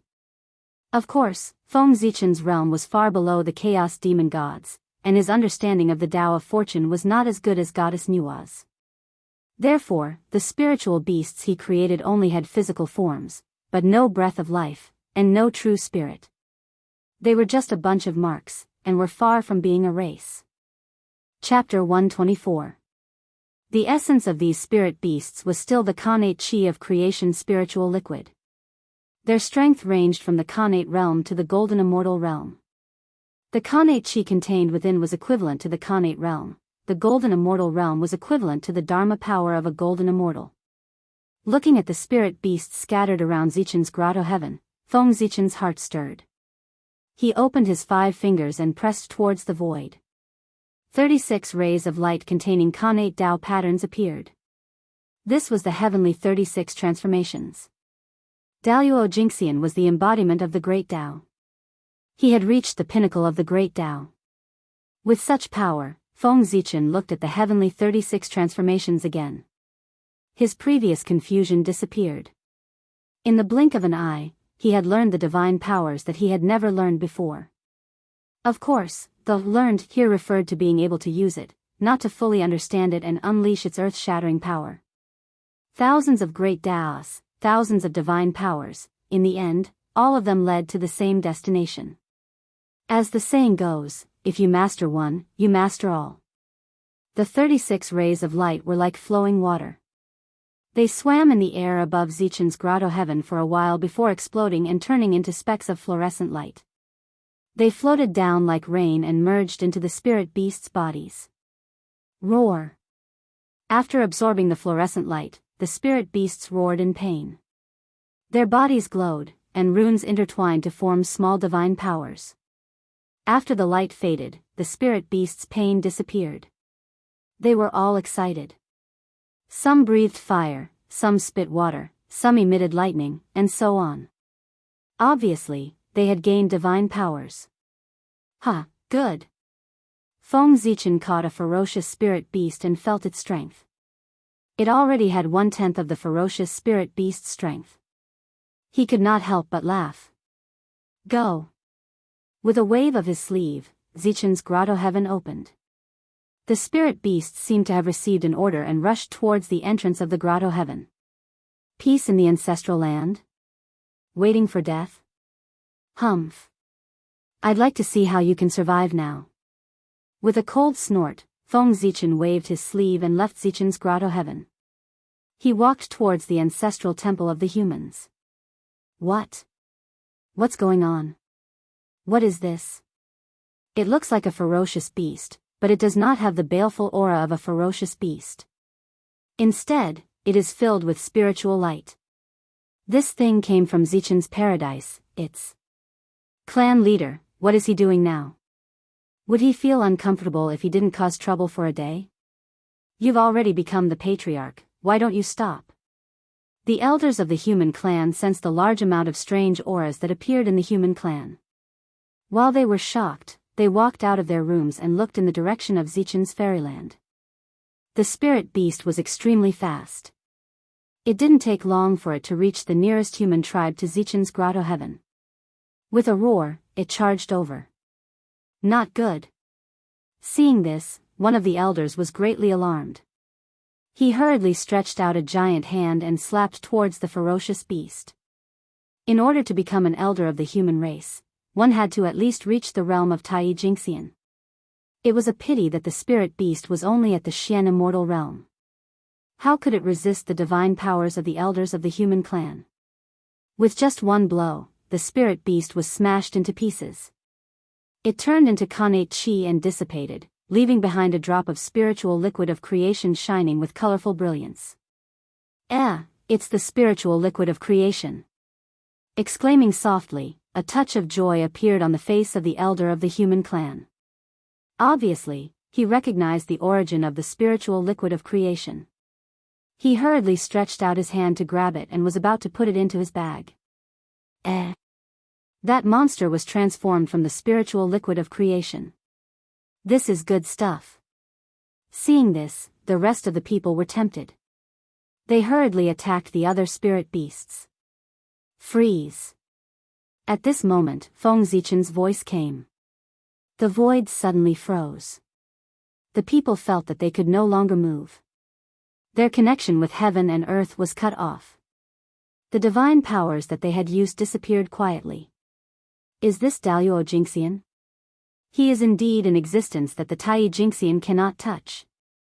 At this moment, many of the elders of the human clan felt the greatness of Daluo Jingxian for the first time. A sense of powerlessness surged in their hearts. Elders, don't attack. I have great use for this spirit beast. I can't let you kill it. A ripple appeared in the void. Feng Zichen walked out from it. At the same time, the void resumed its flow. The shackles on the elders were also lifted. Spirit beast? Is this beast called a spirit beast? Why have I never heard of it? As soon as he could move, Guyue asked doubtfully. It's normal that you haven't heard of it. This is the first time this beast appeared in the untainted land. It is not a living creature, but a form of connate chi. I created it to train the human clan.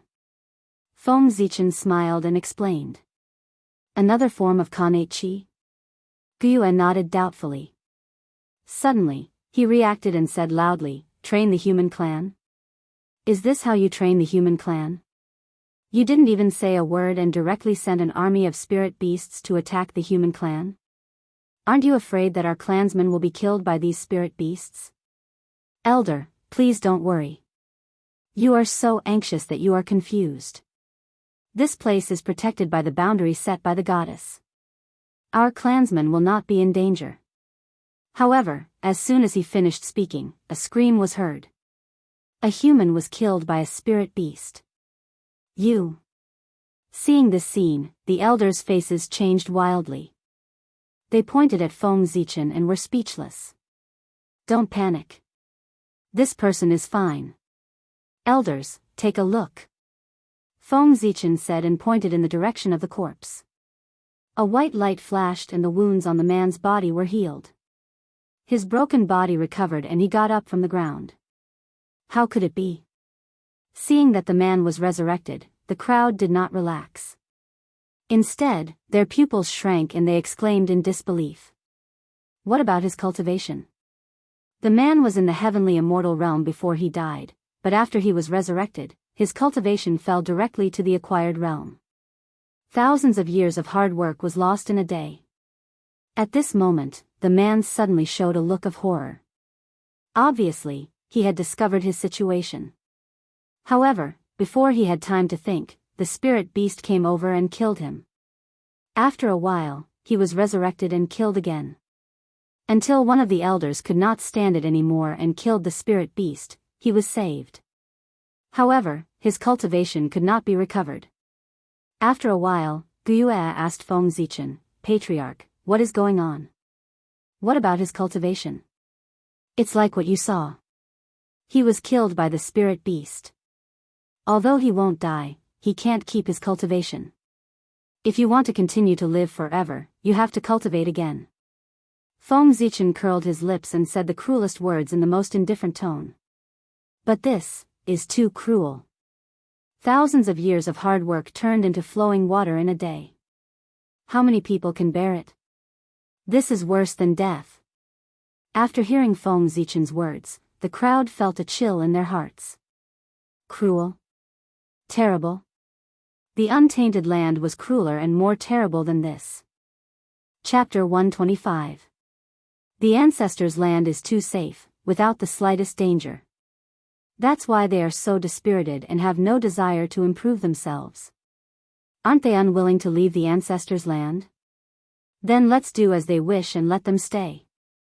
I'd like to see if they can still be as indifferent as before now that the ancestors' land is no longer safe with the threat of the spirit beasts.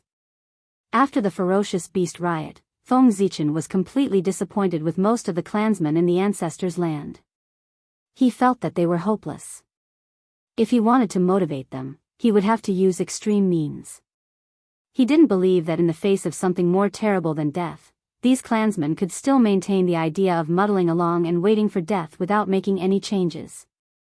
But the human clan elder wanted to say something, but Feng Zichen waved his hand and interrupted impatiently, "No buts. The tragedy of the ferocious beast riot is still in front of us. You elders haven't learned your lesson yet. Do you want it to happen again? Then we'll do as the patriarch says." Thinking of the past, everyone was speechless for a moment. After a while, they made up their minds and said, "It's good that the elders can understand." Seeming to realize that his tone was a little harsh, Feng Zichen eased up a little. He tried to use a gentle tone and patiently explained to everyone, "Every spirit beast here contains a drop of spiritual liquid of fortune in its body. Depending on its cultivation, the amount of spiritual liquid of fortune in it is different. The higher the cultivation, the more spiritual liquid of fortune in it. After the clansmen kill the spirit beasts, they can take the spiritual liquid of fortune in it to cleanse their muscles and marrow to improve their physique and strengthen their origin. In this way, it can not only serve to sharpen the clansmen, but also allow them to obtain opportunities. It's killing two birds with one stone. If they are unfortunately killed and lose their cultivation, they can start over. It can make up for their foundation. With the previous experience, they may be able to take a step forward. Patriarch is right." Everyone rolled their eyes and said in unison. Cultivating from scratch was never a problem. The problem was the sudden loss of strength. If he couldn't adapt to this feeling, he couldn't even enter a meditative state, let alone cultivate. However, everyone only thought about it in their hearts and did not say it aloud to expose Feng Zichen. For the human race, the advantages outweighed the disadvantages. Thus, some sacrifices were acceptable. With the current situation of the human race, it will take at least 300 years to suppress this wave of spirit beasts. Glancing at the current situation of the human race, Feng Zichen made some calculations in his mind, then turned to the elders and suggested, "Let's do it. Elders, why don't you stay with me in the ancestral temple during this period of time? Let's see how many of our human children can stand out in this tide of spirit beasts." "Good." Everyone nodded and followed Feng Zichen to the ancestral shrine. "Come, elders, take a look." Inside the ancestral shrine, Feng Zichen waved his sleeves and a huge light screen appeared, displaying the scene of the human race in front of everyone. "I haven't been in charge of the human race for a long time, so I don't know much about the current talents of the human race. Elders, please introduce them to me." Pointing at the light screen, Feng Zichen said to everyone with a smile. "Patriarch, you must be joking.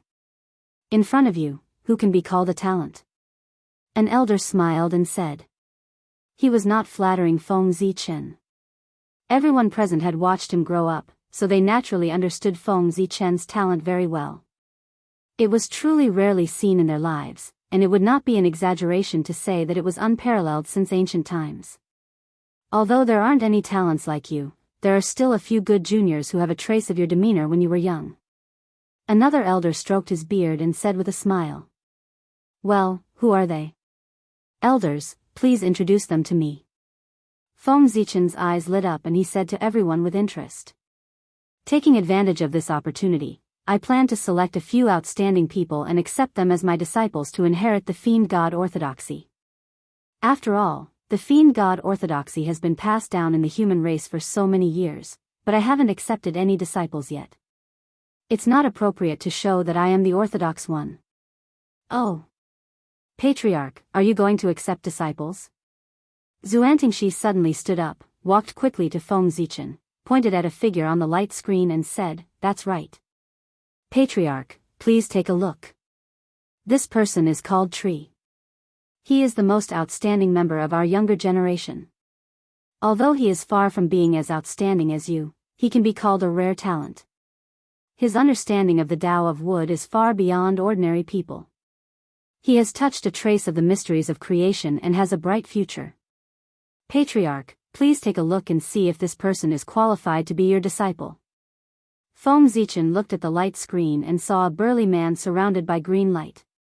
With a wave of his hand, vines drilled out from the ground and wrapped around a spirit beast, strangling it to death. Not bad. Feng Zichen nodded and praised. When this person attacked, there was a trace of creation chi mixed in the green light. Obviously, he had awakened the creation bloodline. Moreover, he was only a little over 1,000 years old and had already reached the heavenly immortal realm.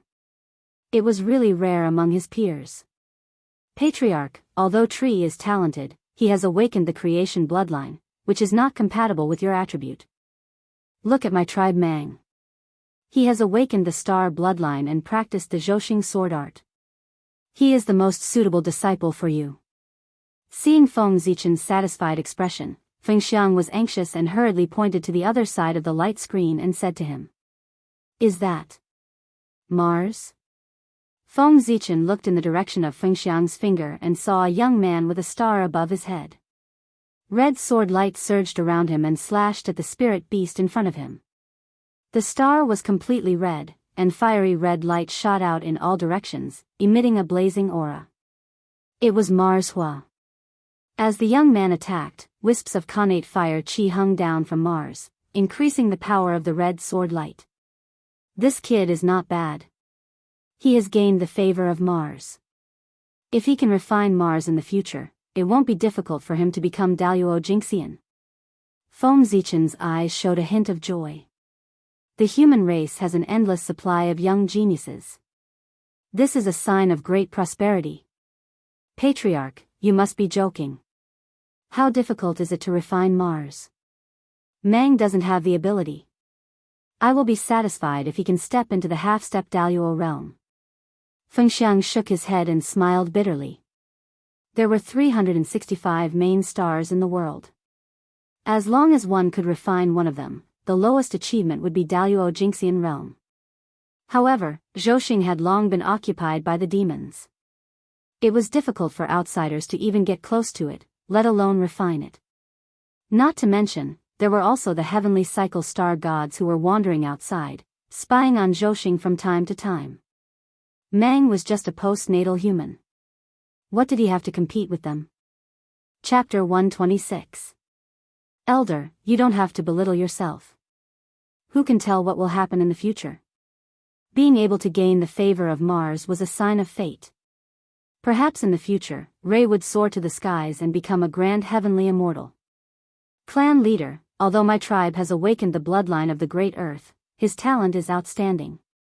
He has comprehended the essence of creation from the myriad things in the Great Earth swamp. Do you think he can inherit your orthodoxy, Chief? The successor of the Hidden Mountain tribe, Wan Shan, was born with great strength. He has a deep understanding of the way of the earth. Do you think he can be your successor, Chief? What do you think of my tribe Yu?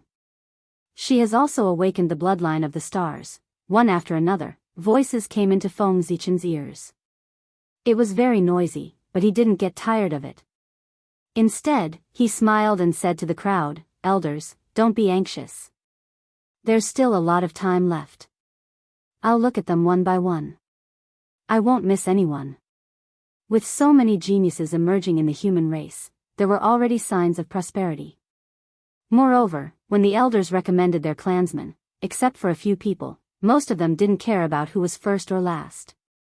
They just talked about talent, which showed that they didn't have any prejudice against the human race. This was a good thing.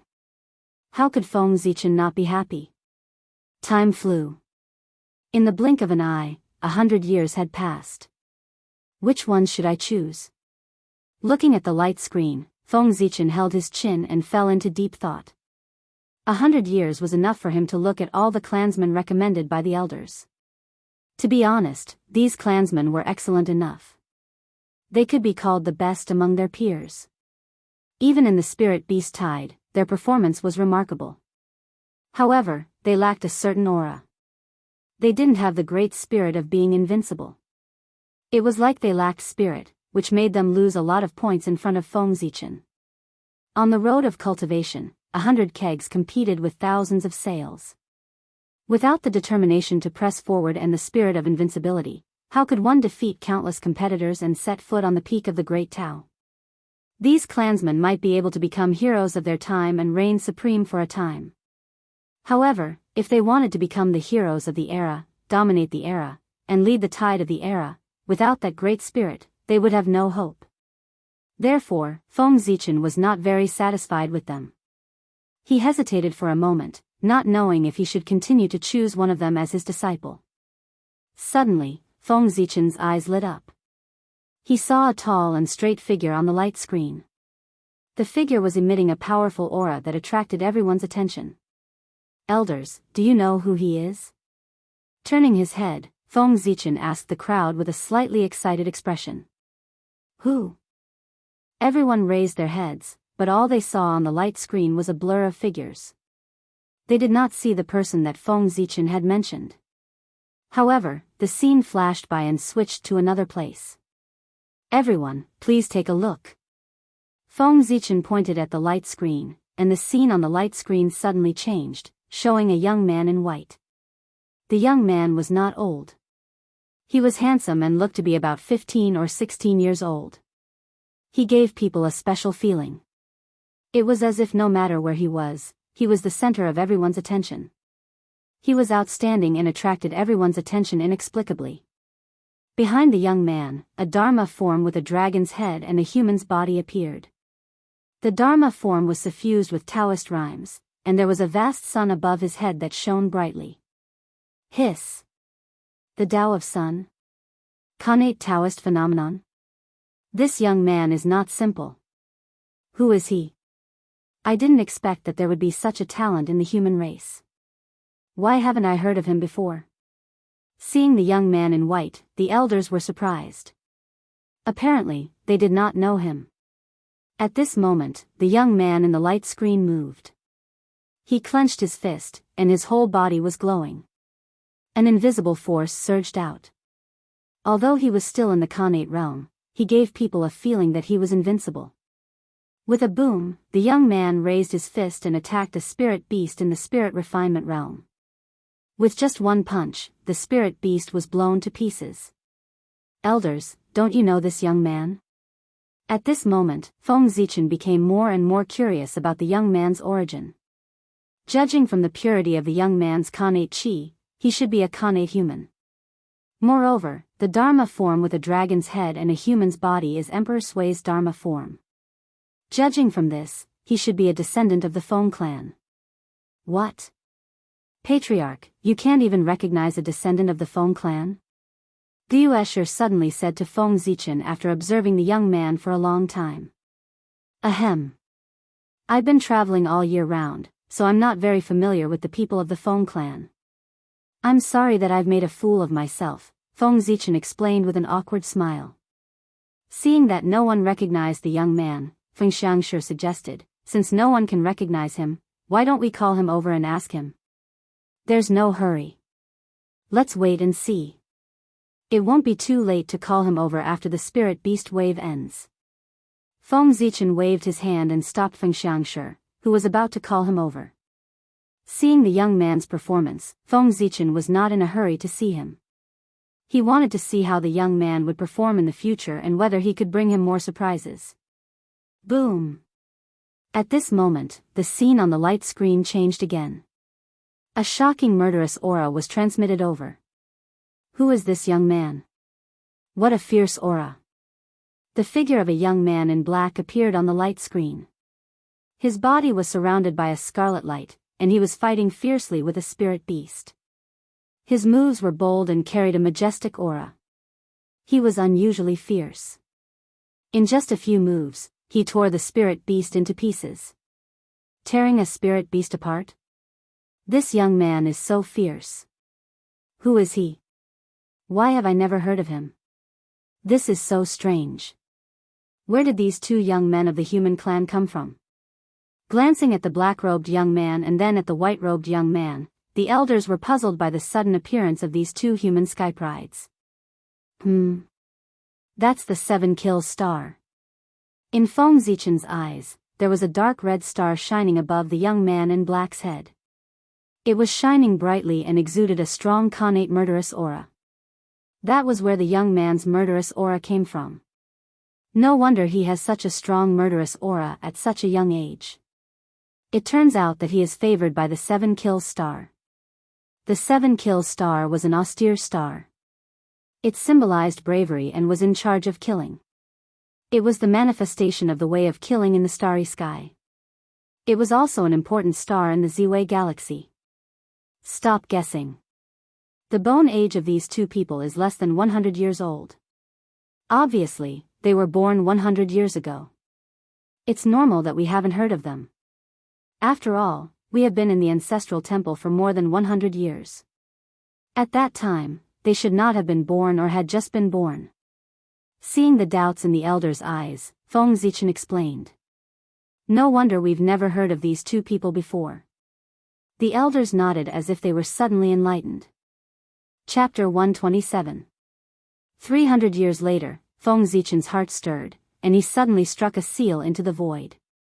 Instantly, the spiritual beasts that were attacking the human tribes all retreated to Zichen's grotto heaven as if they had received an order. After the spiritual beasts died, the connate chi that was scattered in the world began to gather again and flew into the 5 elements creation pool. Once the new creation spiritual liquid was born, the spiritual beasts could appear in the world again. After doing all this, Feng Zichen walked out and said to the crowd, "Elders, this is the end of the spiritual beast wave. It's time for us to go out and take a look." However, just as he reached the entrance of the main hall, he seemed to have thought of something and stopped abruptly. He continued to speak to the crowd. In addition, every 100 years, there will be a small wave of spiritual beasts attacking. Every 1,000 years, there will be a large wave of spiritual beasts attacking. The small wave of spiritual beasts is specially prepared for the people who have not reached the immortal path. Therefore, when the time comes, I hope that you can restrain your subordinates and not let the immortals who have achieved the heavenly immortal path help the people to survive this disaster. As for the large wave of spiritual beasts, the scale will be the same as this one. I have prepared it for the people of the ancestral land. When the time comes, please stay in the ancestral temple. At this point, Feng Zichen's tone suddenly turned cold and he warned the crowd, "If I find out that anyone has violated this order and attacked without permission, don't blame me for being ruthless." Yes. We understand. This matter concerned the future of the human tribe. Everyone knew the severity of the matter and would not go against Feng Zichen's order and attack without permission. Standing outside the ancestral temple, Feng Zichen looked out and saw the entire human tribe. Not bad. It's a little better than what I expected. In this wave of spiritual beasts, many people were killed by the spiritual beasts and lost their cultivation. However, more people obtained opportunities and used the creation spiritual liquid to cleanse their bodies and strengthen their foundations. At the end of the day, Feng Zichen's main purpose of creating spirit beasts was to give his people an opportunity, but they had to rely on their own abilities to obtain the opportunity. The strength of spirit beasts was far inferior to that of ferocious beasts. In fact, it was even inferior to the strength of most of the clansmen. As long as one focused, it would not be difficult to kill spirit beasts. As for the clansmen who were killed by the spirit beasts, as long as they weren't unlucky enough to be attacked by a spirit beast whose cultivation base far exceeded theirs, or were besieged by a large group of spirit beasts, they could only be said to be useless and hopeless. Feng Zichen wasn't going to care about them anymore. He was going to let them fend for themselves. The only one who could save them was himself. "Feng Hen, go to the Feng clan and bring these two people to me." After a while, Feng Zichen thought of the 2 young men of the human clan. He transmitted his voice to Feng Hen in the distance. 200 years had passed, and Feng Zichen naturally knew the origins of the 2 youths. They were both from the Feng family. Feng Hen, on the other hand, was the current leader of the Feng family. Naturally, the images of the 2 youths appeared in front of Feng Hen. Feng Hen, who was about to refine the spiritual creation liquid, suddenly saw the 2 figures in front of him. His expression changed drastically. Then, he heard Feng Zichen's voice. He heaved a sigh of relief and hurriedly said, "Yes, clan leader, I'll do it right away." With that, he didn't have time to refine the spiritual creation liquid and immediately headed to the Feng clan to fetch the two youths. Jia Yuxiong. What an amazing name. Feng Zichen muttered to himself as he returned to the ancestral temple to wait for the two youths. "Clan leader, I've brought them here." 3 days later, Feng Hen brought 2 men and a woman to the ancestral temple. He looked troubled as he shouted into the temple. "Come in together." Feng Zichen laughed in his heart as he casually opened the temple door. "Clan leader, it's not my fault, it's..." Feng Hen pointed at the young girl beside him as if he wanted to explain something to Feng Zichen. "All right, I already know about this, it's not your fault." Feng Zichen waved his hand and interrupted him. "You may leave first." "Yes, clan leader." Seeing that Feng Zichen didn't blame him for bringing an extra person, Feng Hen's troubled expression disappeared. He bowed again and left. "What are your names?" Feng Zichen asked the 3 youths after Feng Hen had left. "Jia of the Feng clan, greets the clan leader." The youth in white bowed and said. "Xiong Hui, of the Jiang clan, greets the clan leader." The youth in black and the uninvited girl were siblings. After Feng Jia, they also bowed to Feng Zichen. "Heroes of the ages, heroes of all ages?" After seeing the 2 of them with his own eyes, Feng Zichen seemed to see 2 rays of light from them that illuminated the past and the present, eternally immortal. In a trance, 2 earth-shattering figures appeared before Feng Zichen. One of them seemed to be the center of the heavens, and the world revolved around him. Wherever he went, that place would be the focus. He was dazzling and emitted endless light that covered all other light in the world. One of them was peerlessly domineering, and his heroic spirit soared to the heavens. The image of a mountain of corpses and a sea of blood appeared under his feet, and a murderous aura overflowed from his body as if he wanted to kill everything. On their bodies, the fate of humanity gathered, and the power of will flowed. The prayers of tens of thousands of people resounded, as well as countless calls, forming 2 grand voices, "Heroes! Heroes!" After a long while, Feng Zichen came back to his senses. When he looked at the 2 of them again, all the strange phenomena had disappeared, as if everything was an illusion. Of course, this was not an illusion. This was a hint from the fate of humanity, telling him that these 2 were the children of fate born from the fate of the human race, and they bore the mission of bringing prosperity to the human race. So, this is the origin of heroes and heroes. In order to commemorate them, the later generations called the outstanding people of our race heroes and heroes. At this moment, Feng Zichen understood some things. Heroes and heroes were originally 2 ordinary words, but because of the existence of these 2 people in front of him, they were given extraordinary meanings, and became extraordinary. They were no longer ordinary, and would affect the future generations for countless years. Is this history? And so on and so forth. In the future, behind each and every word that represented a special meaning, there was probably a great power hidden behind each word. What about that little girl? Why does she give me a special feeling? Retracting his gaze from Jiang Xiong and Feng Jia, Feng Zichen looked at Jiang Hui. No matter why she appeared here, since she was here, it meant that she was fated to be with Feng Zichen. However, Feng Zichen did not find anything special about her. With the sun and moon appearing in his eyes, Feng Zichen used the sun-moon divine gaze and looked at Jiang Hui. There is indeed a problem. Under the gaze of the sun-moon divine gaze, Feng Zichen found that Jiang Hui was shrouded in a layer of fog, completely concealing her secrets. Chapter 128. Open. In a split second, time and space froze as 2 godly rays shot out from Feng Zichen's eyes, shattering the mist that shrouded Jiang Hui. An indescribable radiance emerged. It was extremely dazzling, as if there were thousands of colors flowing around. It was the light of wisdom. It could enlighten all living beings, enlighten all living beings, enlighten all living beings, enlighten all Daos, and explain the truth of heaven and earth. The light of wisdom. After seeing the truth behind the mist, a bigger question appeared in Feng Zichen's mind. Jiang Hui is just an ordinary human. How can she have the light of wisdom? The light of wisdom was a product of the Tao of wisdom. It contained the mysteries of wisdom. It was as mysterious as the Tao of destiny. It was controlled by the heavenly Tao and was forbidden from prying into it. I'd like to see who you are. Curious about Jiang Hui's background, Feng Zichen took a deep look at her. Dazzling purple light shot out from his body, forming a river of stars. Then, the sun, moon, and stars were born. Zhouxing was manifested. A purple star rose slowly, it suppressed the endless space and ruled over Zhouxing. It was the ruler of the stars. Ziwei Star. Turn. The innate Tao language sounded, and under the lead of Ziwei Star, Zhouxing started to turn according to an unknown trajectory. A huge power came, following the light of wisdom on Jiang Hui. It chased after the past, trying to see through the secrets of the past. Is that an innate spiritual treasure? Strange and bizarre images flashed in front of Feng Zichen's eyes, and in the end, he saw a gem shining with the light of wisdom being bombarded by the destructive lightning. The power of the heavenly Tao. Looking at the destructive lightning, Feng Zichen felt a chill down his spine.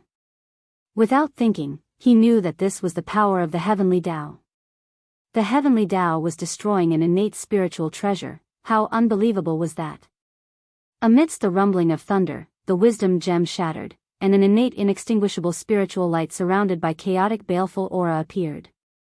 More than half of its body had already turned pitch black. Clearly, this innate spiritual treasure derived from the Tao of wisdom had been corrupted by the Chaos Demon God. Judging from the heavenly Tao's hatred for the Chaos Demon God, it would not allow such a thing to exist. In just a short moment, the connate indestructible spirit light that had been corroded by the chaotic baleful qi was shattered and obliterated by the heavenly Tao. It could not be said that it was completely obliterated. A small part of the innate indestructible divine light that had not been eroded was unexpectedly preserved.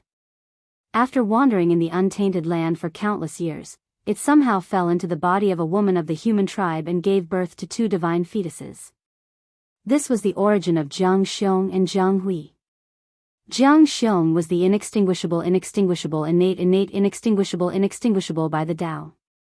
Jiang Hui was formed from the wisdom Tao of the innate indestructible divine light. Thus, she was extremely intelligent and was naturally close to the Tao. Jiang was the heavenly Tao was the heavenly Tao. Was the heavenly spiritual innate. Is the heavens. He, time and the time. Were the time, were the time and time and time and were time and time and time and were time. Are you all willing to acknowledge me as your master? After staring at the 3 for a while, Feng Zichen said slowly under their anxious gazes. Disciples Feng Jia, Jiang Xiong, and Jiang Hui pay our respects to master. Overjoyed, they hurriedly bowed. Feng Zichen was a legend in the human tribe. It was the dream of many humans to be his disciple. The 3 of them were pleasantly surprised, but they also found it hard to believe. How could they refuse to accept him? Very good, get up. There are not many rules in my sect. You don't need to be too restrained.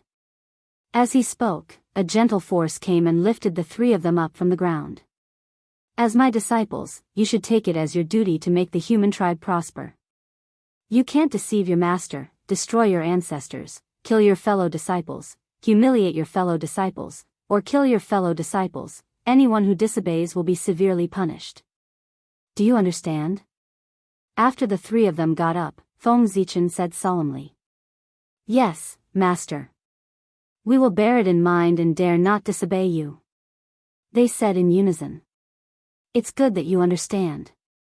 Feng Zichen nodded and waved his sleeves. 3 balls of light appeared in the air. Each of them was wrapped in a spiritual treasure. There was a mirror, a sword, and a hairpin. Feng Jia, I'll give you this bright sun divine mirror. It's for your protection. Feng Zichen pointed at one of the balls of light. A golden mirror flew out, exuding pure qi of the sun. It was engraved with dragon patterns and fell into Feng Jia's hand. This mirror was formed by the ancestral dragon's reverse scale and the sun spirit. Although it's only a lower grade innate spiritual treasure now, it has unlimited potential. If you can find a Yang divine item in the future, you can integrate it into the Bright Sun divine mirror to upgrade the grade of this mirror. Feng Zichen continued when he saw Feng Jie take the Bright Sun divine mirror. Thank you, master. At this time, Feng Jie recovered from the pleasant surprise and hurriedly thanked Feng Zichen. Jiang Xiong, I'll give you this 7-kill sword. I hope you can make good use of it. Feng Zichen waved his hand and turned to Jiang Xiong. As soon as he finished speaking, the temperature in the hall dropped a few degrees. A reddish-gold long sword appeared slowly, exuding a strong innate murderous qi. As the cold light flickered, it was surrounded by innate metal qi, making it even sharper. This sword was made from the claws of the white tiger and integrated with the 7-kill star. It's a killing weapon. You should make good use of it. Like the Bright Sun divine mirror, it's also a lower-grade innate spiritual treasure. If you find a metal elemental item in the future or obtain the origin of the 7-kill star, you can upgrade the grade of this treasure. Thank you, master. I promise that this sword will never be stained with human blood. Jiang Xiong took the 7-kill sword carefully and promised Feng Zichen. What a strong murderous spirit. I'll have to enlighten him in the future. He wouldn't attack the human race, which meant that he wouldn't have any qualms about using this sword against anyone other than the human race. Jiang Hui, this is the 5 Virtues Divine Phoenix Hairpin. Take it and use it to protect yourself. Feng Zichen put Jiang Xiong's matter aside and said to Jiang Hui. This treasure was made from the tail feathers of the phoenix ancestor. It can open up yin and yang, define the 5 elements, and operate the 5 virtues. In the future, if you can find a corresponding innate spiritual item, you can upgrade the grade of this treasure. Not long after the phoenix ancestor gave Feng Zichen her plucked tail feathers, the other 5 elemental sacred beasts sent their origin objects over one after another. This was the reason why he gave his disciple a present. Otherwise, Feng Zichen wouldn't have been able to find 3 innate spiritual treasures, even if they were lower grade. Thank you, master. Jiang Hui took the 5 Virtues Divine Phoenix Hairpin and smiled sweetly. Chapter 129. Essence is expressed in qi. Yin, yang, and the 5 elements are the same. Condensation is the gathering of qi, and qi is the master. The 5 elements of yin, yang, and qi are intricate, and each of them condenses to form. Yang becomes a man, and this is the Tao of the father. Yin becomes a woman, and this is the Tao of the mother. It is the beginning of a person, born from qi. When qi gathers to form, it intersects with qi, and then it transforms into all things, with endless changes. This was the 3 Enclosures Sutra. It was divided into 3 volumes, the Grand Mystic Pivot Sutra, the Crepe Myrtle Cave Sutra, and the Grand Mystic Mahayana Sutra. It was a Taoist sutra of connate existence, inscribed in Zhouxing. It was the supreme Taoist sutra that Feng Zichen had obtained on the North Star. After bestowing the connate spiritual treasure, Feng Zichen felt that their cultivation methods were too simple and crude. After some thought, he imparted this top Taoist sutra of the Great Wilderness, the 3 Enclosures Sutra, to the 3 of them. There was no specific cultivation method in this sutra. It simply described the great Tao of heaven and earth and the mysteries of the universe. However, it was all-encompassing. No matter what great Tao it was, one could find a thing or 2 from it. This was a cultivation method that led directly to the great Tao. Anyone could gain different understandings from it. Even saints would benefit from it after fully comprehending it. This sutra is obscure and difficult to understand. It's normal that you can't understand it. It's not just you, even I don't know much about it. Therefore, you don't have to delve too deeply into it. When you have nothing to do, just take it out and recite it once. When it's time to comprehend it, you will comprehend it. After imparting the 3 Enclosures Sutra to the 3 of them, Feng Zichen comforted them when he saw that they were frowning. It was obvious that they couldn't understand it at all. Yes, master. The 3 of them breathed a sigh of relief. They had thought that they were too stupid to understand the sutra that Feng Zichen had imparted to them. From now on, you will cultivate on the Crepe Myrtle Mountain and strive to achieve immortality as soon as possible, Feng Zichen suddenly said after frowning at the three of them.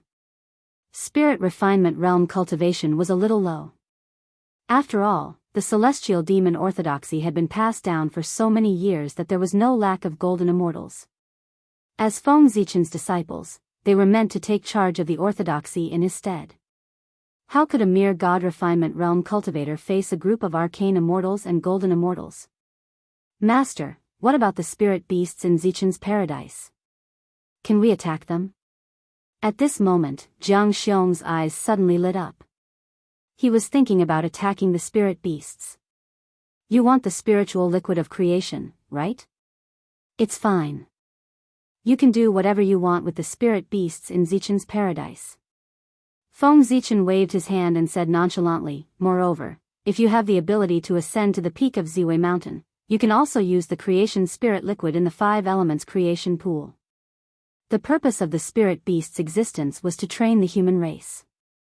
Not to mention them, even if any human wanted to enter Zichen's paradise to hunt spirit beasts, Feng Zichen would allow them to do so. Understood. Jiang Xiong and the other two were excited. Obviously, they had experienced the benefits of the creation spirit liquid. Seeing how happy they were, Feng Zichen could not help but pour cold water on them.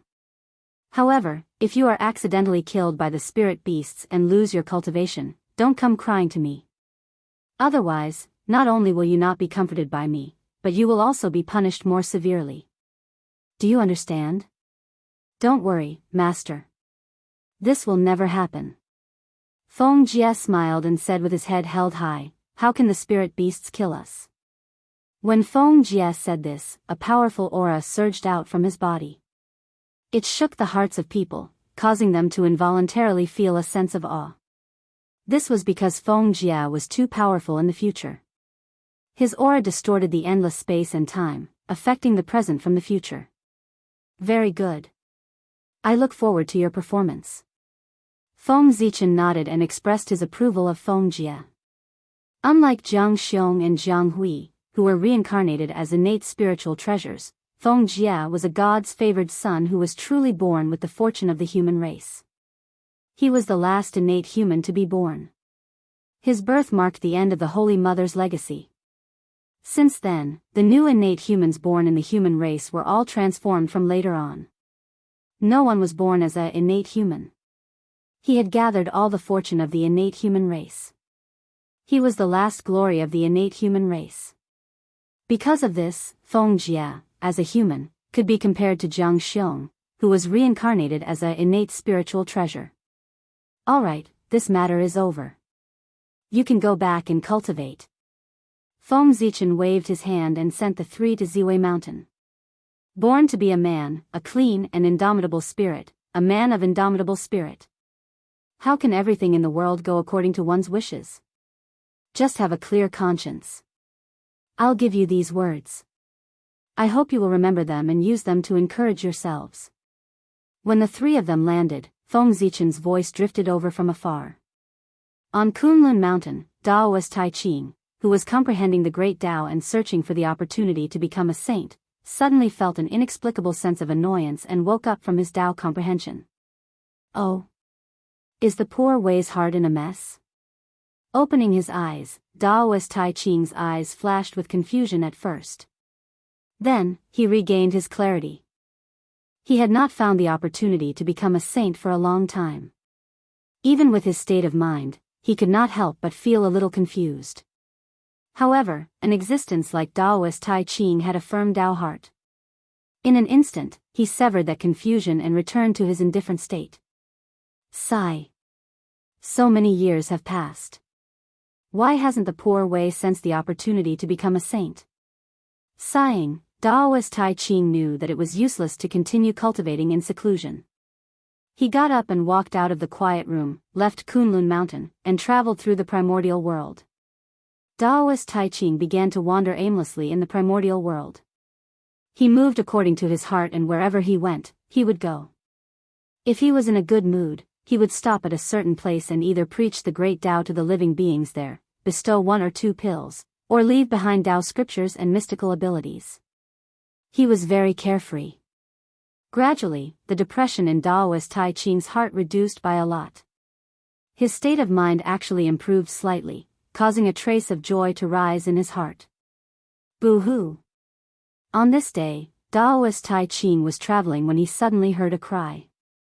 The cry was extremely ordinary and did not have the slightest fluctuation of Dharma powers. However, it inexplicably attracted his attention. Is it really interesting? Curious about the origin of the cry, Daoist Tai Ching could not help but walk in the direction of the cry. Grandpa, don't sleep. Wake up and open your eyes to look at me. Not long after, Daoist Tai Ching saw a human child hugging a corpse and sobbing non-stop. The cry that he heard along the way came from that human. This was Daoist Tai Ching's first time coming into close contact with a human. Oh. His organs are dried up, his body is weak, and his life source is exhausted.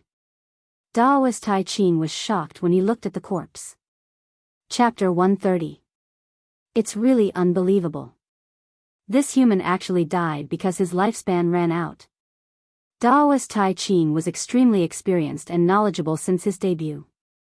However, even so, it was his first time seeing someone die because his lifespan ran out. Child, don't cry. Look, isn't your grandfather fine? Daoist Tai Ching walked forward and said to the child. Sure enough, as soon as he said that, the human elder who had been dead for a long time regained his vitality and opened his eyes to get up from the ground. At Daoist Tai Ching's realm, he could make all living things wither and revive with just a thought. Life and death were just between a thought, and reviving the dead was just a thought. Thank you for saving my life, old immortal. After the elder was revived, he was first confused for a moment, then he seemed to have thought of something and hurriedly thanked Daoist Tai Ching. However, he was nowhere to be seen and had already left for a long time. This human is interesting. Perhaps the poor Wei should go and take a look. Daoist Tai Ching made a decision in midair and rushed towards the human tribe closest to him. The human tribe closest to this place was called Changju and had a population of hundreds of thousands. It was not a tribe that had migrated out of the ancestral land but was founded by the human clansmen outside. During the chaos of the ferocious beasts, Emperor Sui had ordered that all human immortals had to go out and kill a ferocious beast of the same realm before returning to the tribe.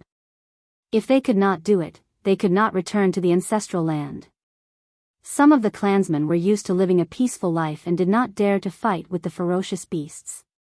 Hence, they found a place to hide and survived the chaos of the ferocious beasts. Among these clansmen, some were unlucky and were found by the ferocious beasts and died tragically. Some were lucky and successfully survived the chaos of the ferocious beasts. They knew that even if they returned to the tribe, the clansmen would not accept them again. Hence, they settled down in the place where they hid and lived their own lives. That was how the name Changju came about. With Daoist Tai Ching's speed, even if he deliberately slowed down, he arrived here in less than 10 minutes. In the next moment, the scene in the tribe appeared in Daoist Tai Ching's eyes, causing him to frown in displeasure. Within the tribe, everyone's behavior was incomparably barbaric. Other than a few people, most of them had tattoos all over their bodies. It was normal for the strong to bully the weak, and bullying the young with age was the norm. The old, weak, sick, and disabled would fall to the side of the road without anyone looking after them, leaving them to fend for themselves. There were even some who did it out in the open without any misgivings. If it weren't for the fact that the people here knew how to start a fire and eat cooked meat, breaking away from the state of eating raw meat and drinking blood, they would be no different from the human race in the barbaric era. Speaking of which, the few people who founded the long-term tribe were all people who were just eating and waiting to die. How could they know how to manage a tribe? In the ancestral land, other than learning how to make fire, they didn't know much about etiquette, justice, integrity, or the management system. Moreover, even if they knew about this, with their lazy temperament, they wouldn't have the time to tell the tribesmen. Therefore, after establishing the tribe for less than 100 years, they began to enjoy themselves, leaving the tribe to fend for itself and not caring at all. As a result, the tribe's civilization would naturally regress and it wouldn't be long before this tribe degenerated into the barbaric era. After frowning for a long time, Daoist Tai Ching flicked his sleeves and left for the next human gathering place. The rootless tribe was also created by the tribesmen who escaped the chaos of the ferocious beasts in the past. However, unlike the founders of the long-term tribe, the founders of the rootless tribe had always been thinking about the ancestral land of the human race and wanted to return at all times. Therefore, they were exceptionally attentive to the tribe and worked hard for it all the time, intending to develop the rootless tribe in an attempt to return to the ancestral land through this method. After their vigorous development, the civilization of the rootless tribe was clearly superior to the civilization of the long-term tribe. The tribesmen here already had a sense of shame and were all covered in clothes. They no longer acted preposterously or bullied the weak. There's such a huge difference between the two sides of the human race. Looking at the situation of the rootless tribe, Daoist Tai Ching revealed a thoughtful gaze and continued to walk to the next tribe. Because it was close to the Elephant Mountain tribe, the tribal civilization of the Yue tribe was a step closer and had a preliminary concept of hierarchy. The Elephant Mountain tribe was a tribe that moved out of the ancestral land of the human race in the past. The civilization here was undoubtedly a level higher and already had a hierarchy. Walking through one tribe after another, Daoist Tai Ching witnessed the evolution of civilization from low to high, the process of going from disorder to order. All sorts of thoughts appeared in his mind, but he could not grasp them and could not help but feel extremely depressed. The Shouyang tribe was one of the 3 major tribes under East City and was also a top tribe of the human race. It had the highest civilization of the human race. Arriving here, Daoist Tai Ching saw that the old had people to rely on, the young had people to take care of, marriage and funerals. Everyone had their own duties and it was a scene of prosperity. Here, Daoist Tai Ching saw the beauty of etiquette and the light of civilization. Haha. The poor way has been enlightened. My Tao has been completed. In a trance, he seemed to have grasped something and the depression in his heart disappeared. Emptiness, vast Tao runes emanated from his body and spread in all directions. A shocking aura burst out and shook the primordial world. Boundless purple qi appeared and covered the sky. Along the way, Daoist Tai Ching had accumulated too many insights. Finally, they completely erupted here at the Shouyang tribe and turned into a bright light of civilization, illuminating the path ahead for him and finding the opportunity to become a sage. At this moment, in the territory of the Shouyang mountain, where the new East City of the human race was located, Yi-Ang, who was cultivating in the city lord's mansion, suddenly felt his heart clench. An indescribable feeling suddenly surged in his heart, forcing him to look up. Hiss. That's. Yi-Ang's mouth was wide open as he looked into the distance with a look of disbelief. He was so shocked that he could not speak. In front of him, endless phenomena filled the air. There were Ganoderma tree 9 splendors, Chilance dancing, phoenix singing, and purple chi coming from the east that dyed the entire sky purple. It was extremely noble. This is the phenomenon of a sage's journey. After a long while, Yi-Ang said excitedly. Guards. Hurry up and open the city gates. Follow me out to welcome the sage. Yi-Ang stood up abruptly and ran outside while yelling. Wait, the arrival of a sage is such a big matter. I have to inform the clan leader. With that thought, Yi-Ang took out the Great Tao Divine painting and used its connection with the Chaos Bead to inform Feng Zichen of this matter. Sage. Are the sages of the primordial world about to appear? After receiving the news from Yi-Ang, coupled with the aura that shook the primordial world not long ago, Feng Zichen understood what was going on. Daoist Tai Ching is about to become a sage. Chapter 131. After pondering for a moment, Feng Zichen's figure suddenly disappeared as he rushed towards Yi City. Daoist Tai Ching becoming a sage in the human race was a huge matter that concerned the destiny of the human race. As the leader of the human race, he had to be present no matter what. Otherwise, it would be inappropriate if he did not even show his face when the destiny of the human race was in turmoil. Humph. In the void, Feng Zichen suddenly felt that the space was abnormally heavy. Following that, a huge force attacked and he could not help but groan as he fell out of the void. So powerful. Daoist Tai Ching is so powerful. After releasing his spiritual force, Feng Zichen immediately understood what had happened. With the Shouyang tribe as the center, the void within a 500,000-kilometer radius was enveloped by the powerful aura emitted by Daoist Tai Ching, sealing everything. Since the spatial divine ability failed, Feng Zichen immediately used the star escape technique and turned into a purple light that flew towards the Shouyang tribe. The Tao that can be said is not the Tao. The name that can be named is not the name. Nothingness is the beginning of heaven and earth. Being is the mother of all things. Therefore, nothingness is often used to observe its wonders, being is often used to observe its mysteries. These two come from the same place but have different names. They are both called mysteries, mysteries within mysteries, and the door of all mysteries. Heaven and earth are heartless and treat all things as straw dogs. Saints are heartless and treat the people as straw dogs. The god of grains is not dead and is called Xianping. The gate of Xianping is called the root of heaven and earth. If it exists, I won't use it frequently. When Feng Zichen arrived at the Shouyang tribe, Daoist Tai Ching had already begun preaching to everyone. It was a moral chapter that contained the power of education.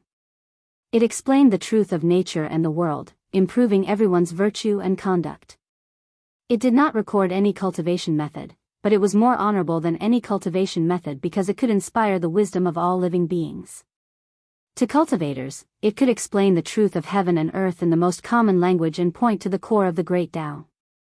To mortals, it could explain the principles of dealing with people through things and point to the depths of their hearts.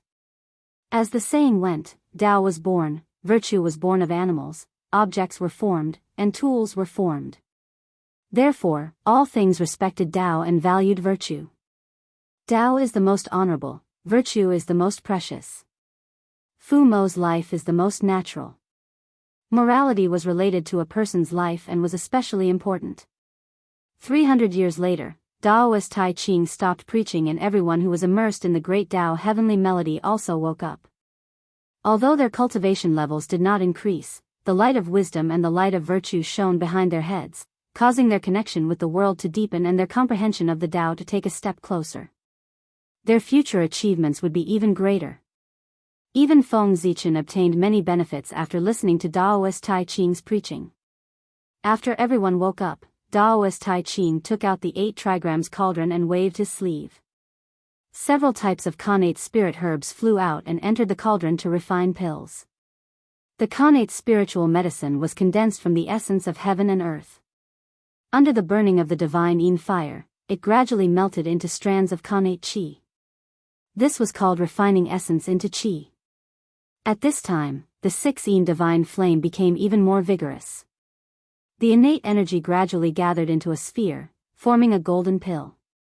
Yuan Tuachuo, golden and dazzling, released great radiance. The golden pellet had 9 apertures and was surrounded by Tao patterns. It flickered with spiritual radiance and was abnormally agile.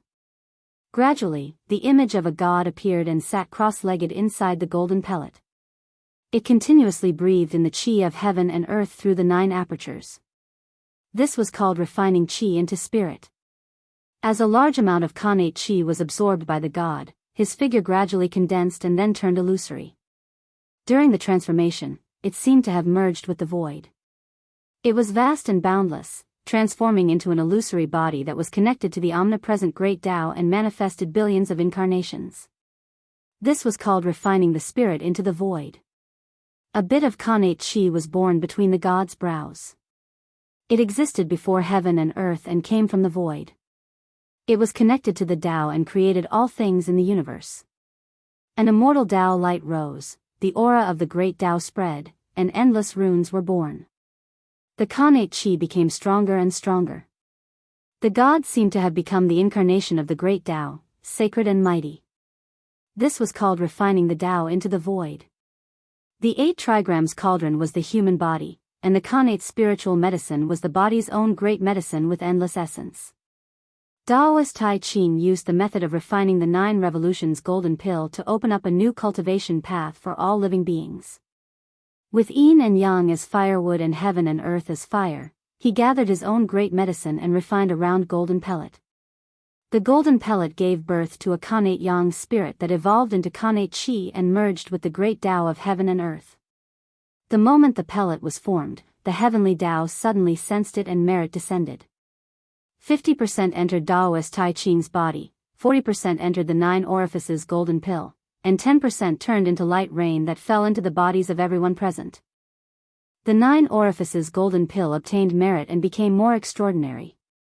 Endless Tao was born and gave birth to all kinds of changes, causing the Tao of heaven and earth to fall and the laws of nature to rumble. It emitted an immortal and inextinguishable aura and was extremely magical. It was the essence of heaven and earth, the origin of the golden core lineage, and also its highest achievement. It was the Daluo Tao fruit. The 9 orifices golden pill had great luck and merit. There was only one of it in heaven and earth. Anyone who could refine it would immediately become the Daluo Jinxian. Taoist Tai Ching suddenly shouted. Heavens will appeared and turned into a Tao slashing saber that slashed towards him. Purple light appeared and an illusory figure walked out of Taoist Tai Ching's body. It gradually solidified and turned into an old Taoist in a Bagua robe. Grand Elder of the Poor Way, greetings to me. The Taoist appeared and bowed to Taoist Tai Ching as he said. However, Taoist Tai Ching used the merit of Tao creation to sever his obsession. With that, the 3 corpses were severed and the quasi-sage realm was completely perfected. At the same time, he was also the first existence to completely sever the 3 corpses after Tao ancestor Hongjun. Haha. You and I are one. Fellow Taoist, you don't have to be so polite. Taoist Tai Ching looked at Taoist Tai Ching and laughed out loud. After the 3 corpses were severed, Taoist Tai Ching felt his true spirit suddenly become clear. His body relaxed and a great sense of joy rose in his heart. In front of his eyes, the great Tao was unprecedentedly clear and close, as if it was within reach. At this moment, the primordial violet energy that hadn't moved since he obtained it had actually started to tremble on its own. The trembling conformed to the rhythm of the heavens and the earth, and it was like the heaven Tao was speaking in a low voice about all the principles of the heavens and the earth. The Poor Way is the father of Taoist Tai Ching of Pangu. Today, I feel that it is not easy for the living beings of the primordial world to cultivate the Tao. Their future is boundless. They do not know etiquette, do not know the heavenly Tao, and do not know the great Tao. I specially established Ren School to educate all living beings and make them gain intelligence so that they can understand the Tao and do moral things. With the Khanate Cardinal Treasure Taiji painting to suppress destiny and the heavenly Tao as proof, Ren School will be established. As soon as Taoist Tai Ching said that, the 3 flowers above his head and the 5 chi in his chest appeared on their own. A purple light soared into the sky, golden flowers fell from the sky and golden lotuses appeared on the ground. The Khanate Taiji painting hung above his head. Yin and Yang Qi intertwined with each other and the Qi of morality appeared, enveloping a radius of tens of millions of kilometers. Chapter 132. There was a loud bang in the void as fragrance filled the air. Boundless Xianhuang merit Qi appeared and surged into Taoist Tai Ching's body, intertwining with the Hongmeng purple Qi. Suddenly, a dazzling purple light erupted from his body and dyed the world purple. It was extremely gentle like flowing water and emitted an extremely noble aura. That was the merit of creation. Under the influence of the merit of education, the merit of creation also moved and merged into Taoist Tai Ching's true spirit. The truth of Yin and Yang appeared and the Qi of Tao was born. After a while, the Hongmeng purple Qi and Xianhuang merit Qi were all absorbed by Taoist Tai Ching. He seemed to have merged with all things in the world and emitted a mysterious heavenly Tao aura. A supreme pressure that was far stronger than when Nuwa became a saint erupted from his body and spread throughout the entire primordial world. When Nuwa became a saint, she only severed 1 corpse but Taoist Tai Ching severed 3. Even though the merit of teaching could not be compared to the merit of creating a person, with the addition of the merit of opening the heavens, Taoist Tai Ching's strength after becoming a saint was naturally stronger than Nuwa back then. Set up a sect and go through tribulations. Master of the Emperor, and Master of the King. Set up the Tao of heaven, the Tao of earth, and the Tao of man reveal the hidden saint. There are a total of 1,200 lords. Contain trillions of Brahma Chi. Transform into the present and ancient times, with the 5,000 words of Daoda. Master Yin and Yang, life thunder with 9 and 5 numbers. Great sorrow and great wish, great saint and great mercy, grand supreme elder, heavenly lord of Daoda. As long as the countless living beings in the primordial world did not reach Daluo Jingxian, they all bowed in the direction of Daoist Tai Ching and called him the Tai Ching treasure Hao. That was the heavenly Dao's commendation to Daoist Tai Ching and conferred him the heavenly lord of Daoda. It also personally created the treasure Hao for him so that it would appear in the hearts of all living beings so that they would naturally chant it. Daoist Tai Ching has become a saint. At this moment, all the mighty figures in the primordial world were alarmed as they walked out of the Dao field and looked in the direction of Mount Shouyang. After Daoist Tai Ching became a saint, Daoist Yu Qing and Daoist Shangqing who were connected to his aura also understood the opportunity to become a saint. The heavenly Dao is above. The Poor Wei Pangu Daoist Yu Qing is the primordial beginning. Now that I feel that it is not easy for all living beings in the primordial world to cultivate, I specially set up a sect called Chan, following the will of the heavens, expounding the principles of the heavenly Dao and teaching according to the teachings of the talents. Anyone who is fated can join the sect. With the Khanate cardinal treasure, the Pangu banner, suppressing the providence and the heavenly Dao as proof, Chan school will be established. On Kunlun Mountain, Daoist Yu Qing held the Pangu banner and announced to the sky that he had established Chan school. Instantly, a supreme pressure that was slightly weaker than Daoist Taiching's erupted and suppressed the living beings of the primordial world who had just stood up. Above the Jade Realm, there is Brahma Chi, the highest of the highest of the heavens. Yu Luo Shao Tai, Yu Shan Shangjing. Misty Golden Palace, limitless clear waters. Mystic Unity Chi, the predecessor of chaos. There are mysteries within the pearl. Open up the scenery of the heavens and transform the heavens.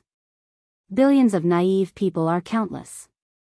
Whirling Duan Li Ji, returning to the 5 elements. Majestic Fan, the sect of 10,000 Dao. Daluo Yu Qing, void and nature. Ultimate Dao, heavenly lord of primordial beginning. When Daoist Yu Qing became a saint, the heavenly Dao conferred him the title of heavenly lord of primordial beginning. His treasure was naturally read out by all living beings. With the heavenly Dao above, the Poor Wei Pangu Daoist Shangqing is omnipotent. Today, I feel that it is not easy for the living beings of the primordial world to cultivate and do not understand the great Dao. I specially established a sect called Jie. The great Dao is 50, and the heavens have 49. Everything has a chance of survival. Today, I have established Jie School to obtain a chance of survival for all living beings. There is no discrimination in education. Anyone who has the heart of the Dao can join the sect.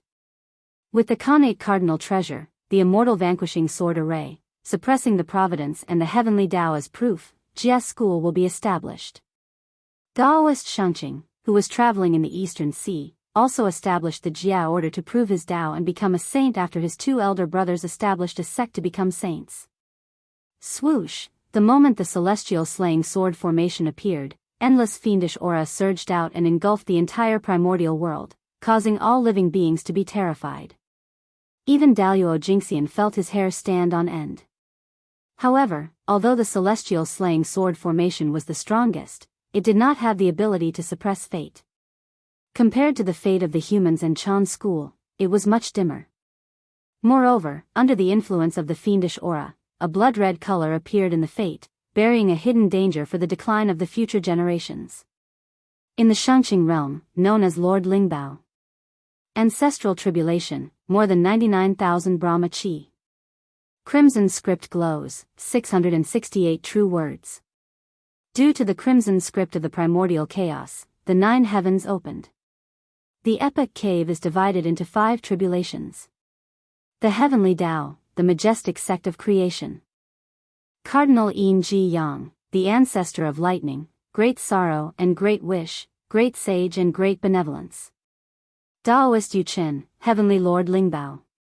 Daoist Shangqing became a saint, and the heavenly Dao conferred him the title of heavenly lord Lingbao. However, compared to Daoist Tai Ching, Daoist Yu Qing and Daoist Shangqing were obviously weaker. As the saying goes, good and evil are easy to sever, but it is difficult to understand oneself. They were all in the realm of severing 2 corpses, but Tai Ching had severed 3. As such, his strength after becoming a saint was naturally weaker. Hiss.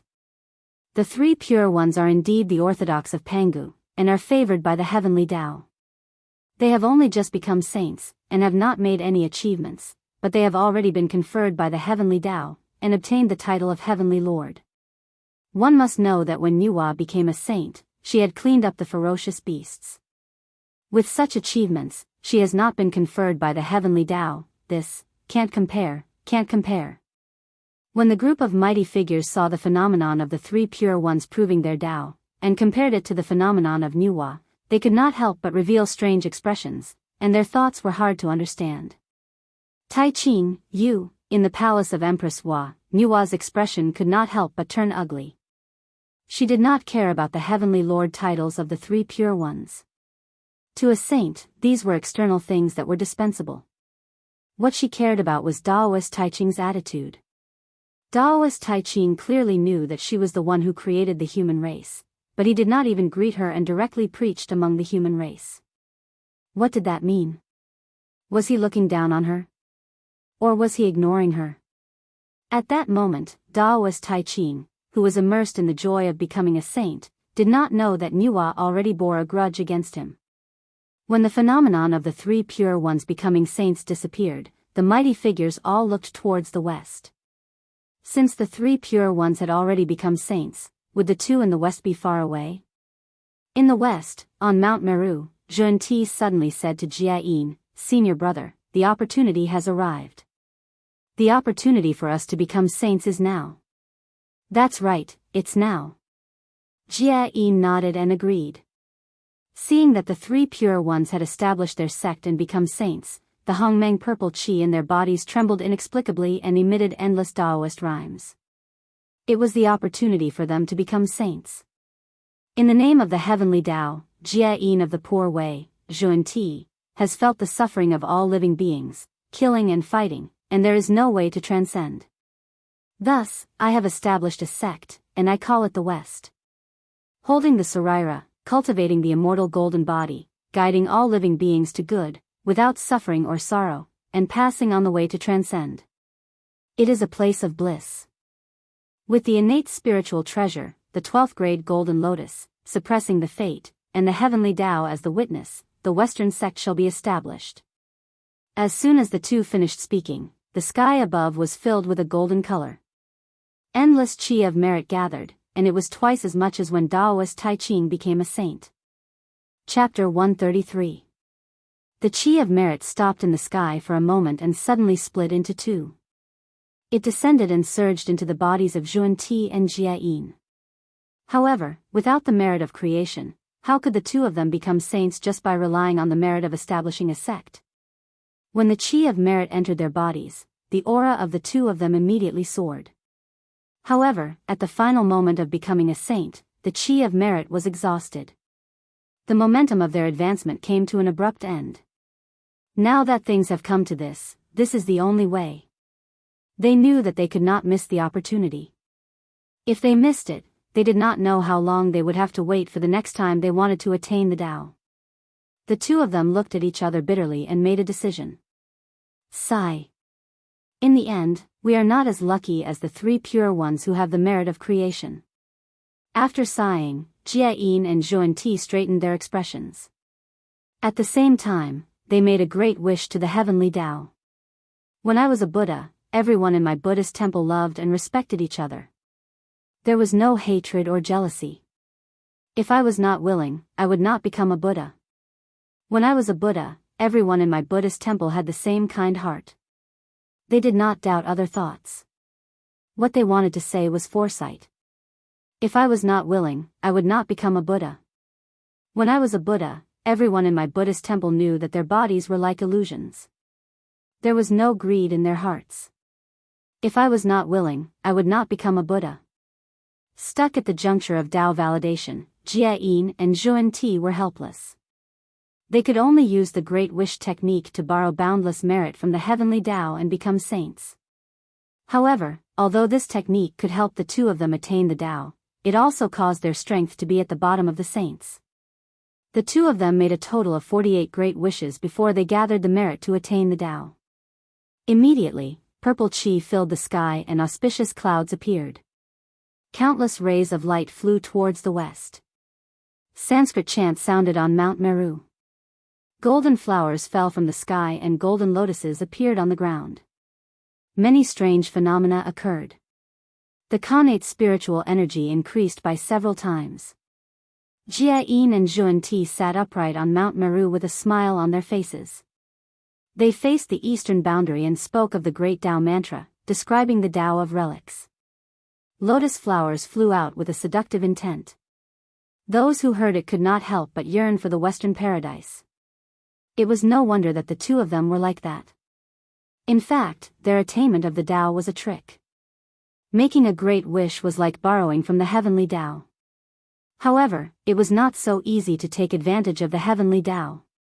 If they were unable to complete it, they would suffer the backlash of the heavenly Tao. At that time, not to mention losing their positions as saints, they might not even be able to keep their lives. In order to protect the position of the saint, Zhuan Ti were bound to fulfill their great wish. They would prosper the Western sect and save the world. However, the Western sect was barren. If they wanted to rely on this place to prosper the Western sect, they would not be able to do so even if the immeasurable calamity descended. Therefore, the two of them set their sights on the east, where outstanding people lived. He wanted to cross all the fated people in the east and prosper the Western sect to fulfill his great wish.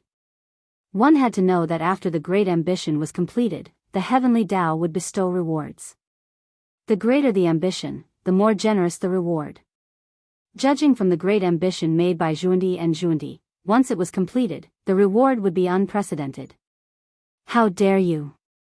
On the sun star, Dong Wang Tai saw many demons emitting Buddhist light. Apparently, they were bewitched by the Sanskrit chants. He couldn't help but be enraged. He roared towards the west and suddenly rang the Dong Wang bell. Dang! The world suddenly lost its sound. The great path fell into silence. Time and space stopped moving. Even many mighty figures lost consciousness for a short time. Only the sound of the bell echoed. After an unknown period of time, it seemed like a moment, but also like thousands of years. The world returned to normal. The vision of Zhuan and Zhuan Ti's path confirmation disappeared. Peace was restored on the sun star. Who won? After regaining consciousness, the mighty figures were curious about the result of the battle between the two sides. They hurriedly looked at the sun star, but their eyes were full of bright white. It was Dong Wang Tai who covered the sun star. The mighty figures retracted their gazes and looked at Mount Meru. They saw Zhuan and Zhuan Ti sitting in the void with a smile, continuing to talk about the method of condensing the Saraira. However, at this moment, their voices were only heard in the west. They could no longer reach the east. Did Tai win? Or could it be that another saint intervened? There was no doubt that the two saints of the west were at a disadvantage in this battle. Otherwise, how could they be at ease preaching in the west? However, whether it was Tai who suppressed the two saints of the west or the other saints who helped, the mighty figures lost consciousness at that time and had no way of knowing. However, they could not know, but those saints and existences who were infinitely close to being saints saw it clearly. What? How can Tai be so strong that he can fight the two saints of the west to a draw? In Empress Wa's palace, Muwa stood up in shock and looked at the sun star in disbelief. How is that possible? Tai hasn't stepped into the realm of origin yet, but he's already so powerful. If he advances further, won't he be invincible? When the time comes, Tai and Di Jun will join forces. What will we saints do? On Mount Kunlun, Yuanshi Tianzuan's eyelids twitched wildly. He had never thought that Tai would have such combat strength. He could fight the two of them alone and still not be at a disadvantage. Didn't they say that all below the saints were ants? What's wrong with Tai? Even if Xuanti and Ji-in were the weakest saints, it shouldn't be like this. I wonder if the former number 1 in the primordial world can block the poor Wei's immortal slaying sword formation. On the East Sea, Tongtian's fighting spirit rose. The 4 immortal slaying swords seemed to sense his mood and made clanging sounds, shocking the creatures of the Sea clan within a radius of millions of miles. On the other hand, Taoist Tai Qing, who was on Mount Shouyang, was calm. No one knew what he was thinking. Senior brother, with the shamans and demons dominating the primordial world, we can't even preach, let alone prosper. What should we do? As soon as the mighty figures looked away, Xuanti frowned and said to Xuanti. Compared to losing the battle with Tai and not being able to preach, it was just a small matter. After all, the former would only lose face in front of everyone and would not lose a piece of flesh. The latter was a fatal matter. If they could not prosper the Western sect, they might really die. It's fine. From the poor Wei's point of view, the shamans and demons have deep negative karma. It's not a long-term sign, Daoist Jia-in said, shaking his head. The shamans and demons had dominated the primordial world for many years. They had killed countless people and accumulated a lot of resentment. Their negative karma was so deep that even saints were terrified. They only needed to wait for a fuse to detonate it. At that time, the 2 races would not be far from decline. Xuanti followed the guidance and saw the luck of the shamans and demons. Indeed, there was a thick layer of negative karma on the luck of the 2 races. It was constantly eating away at the luck of the 2 races. Only when the negative karma completely suppressed the luck of the 2 races would the beginning of the decline of the 2 races. How long do we have to wait? It seems that we still need the poor Wei's help. Moreover, Tai is too much of a bully. The poor Wei needs to give him retribution and let him understand that saints can't be humiliated. Xuanti silently calculated the speed at which the negative karma was eating away at his luck. He immediately looked dissatisfied and looked at the sun. No one knew what he was thinking.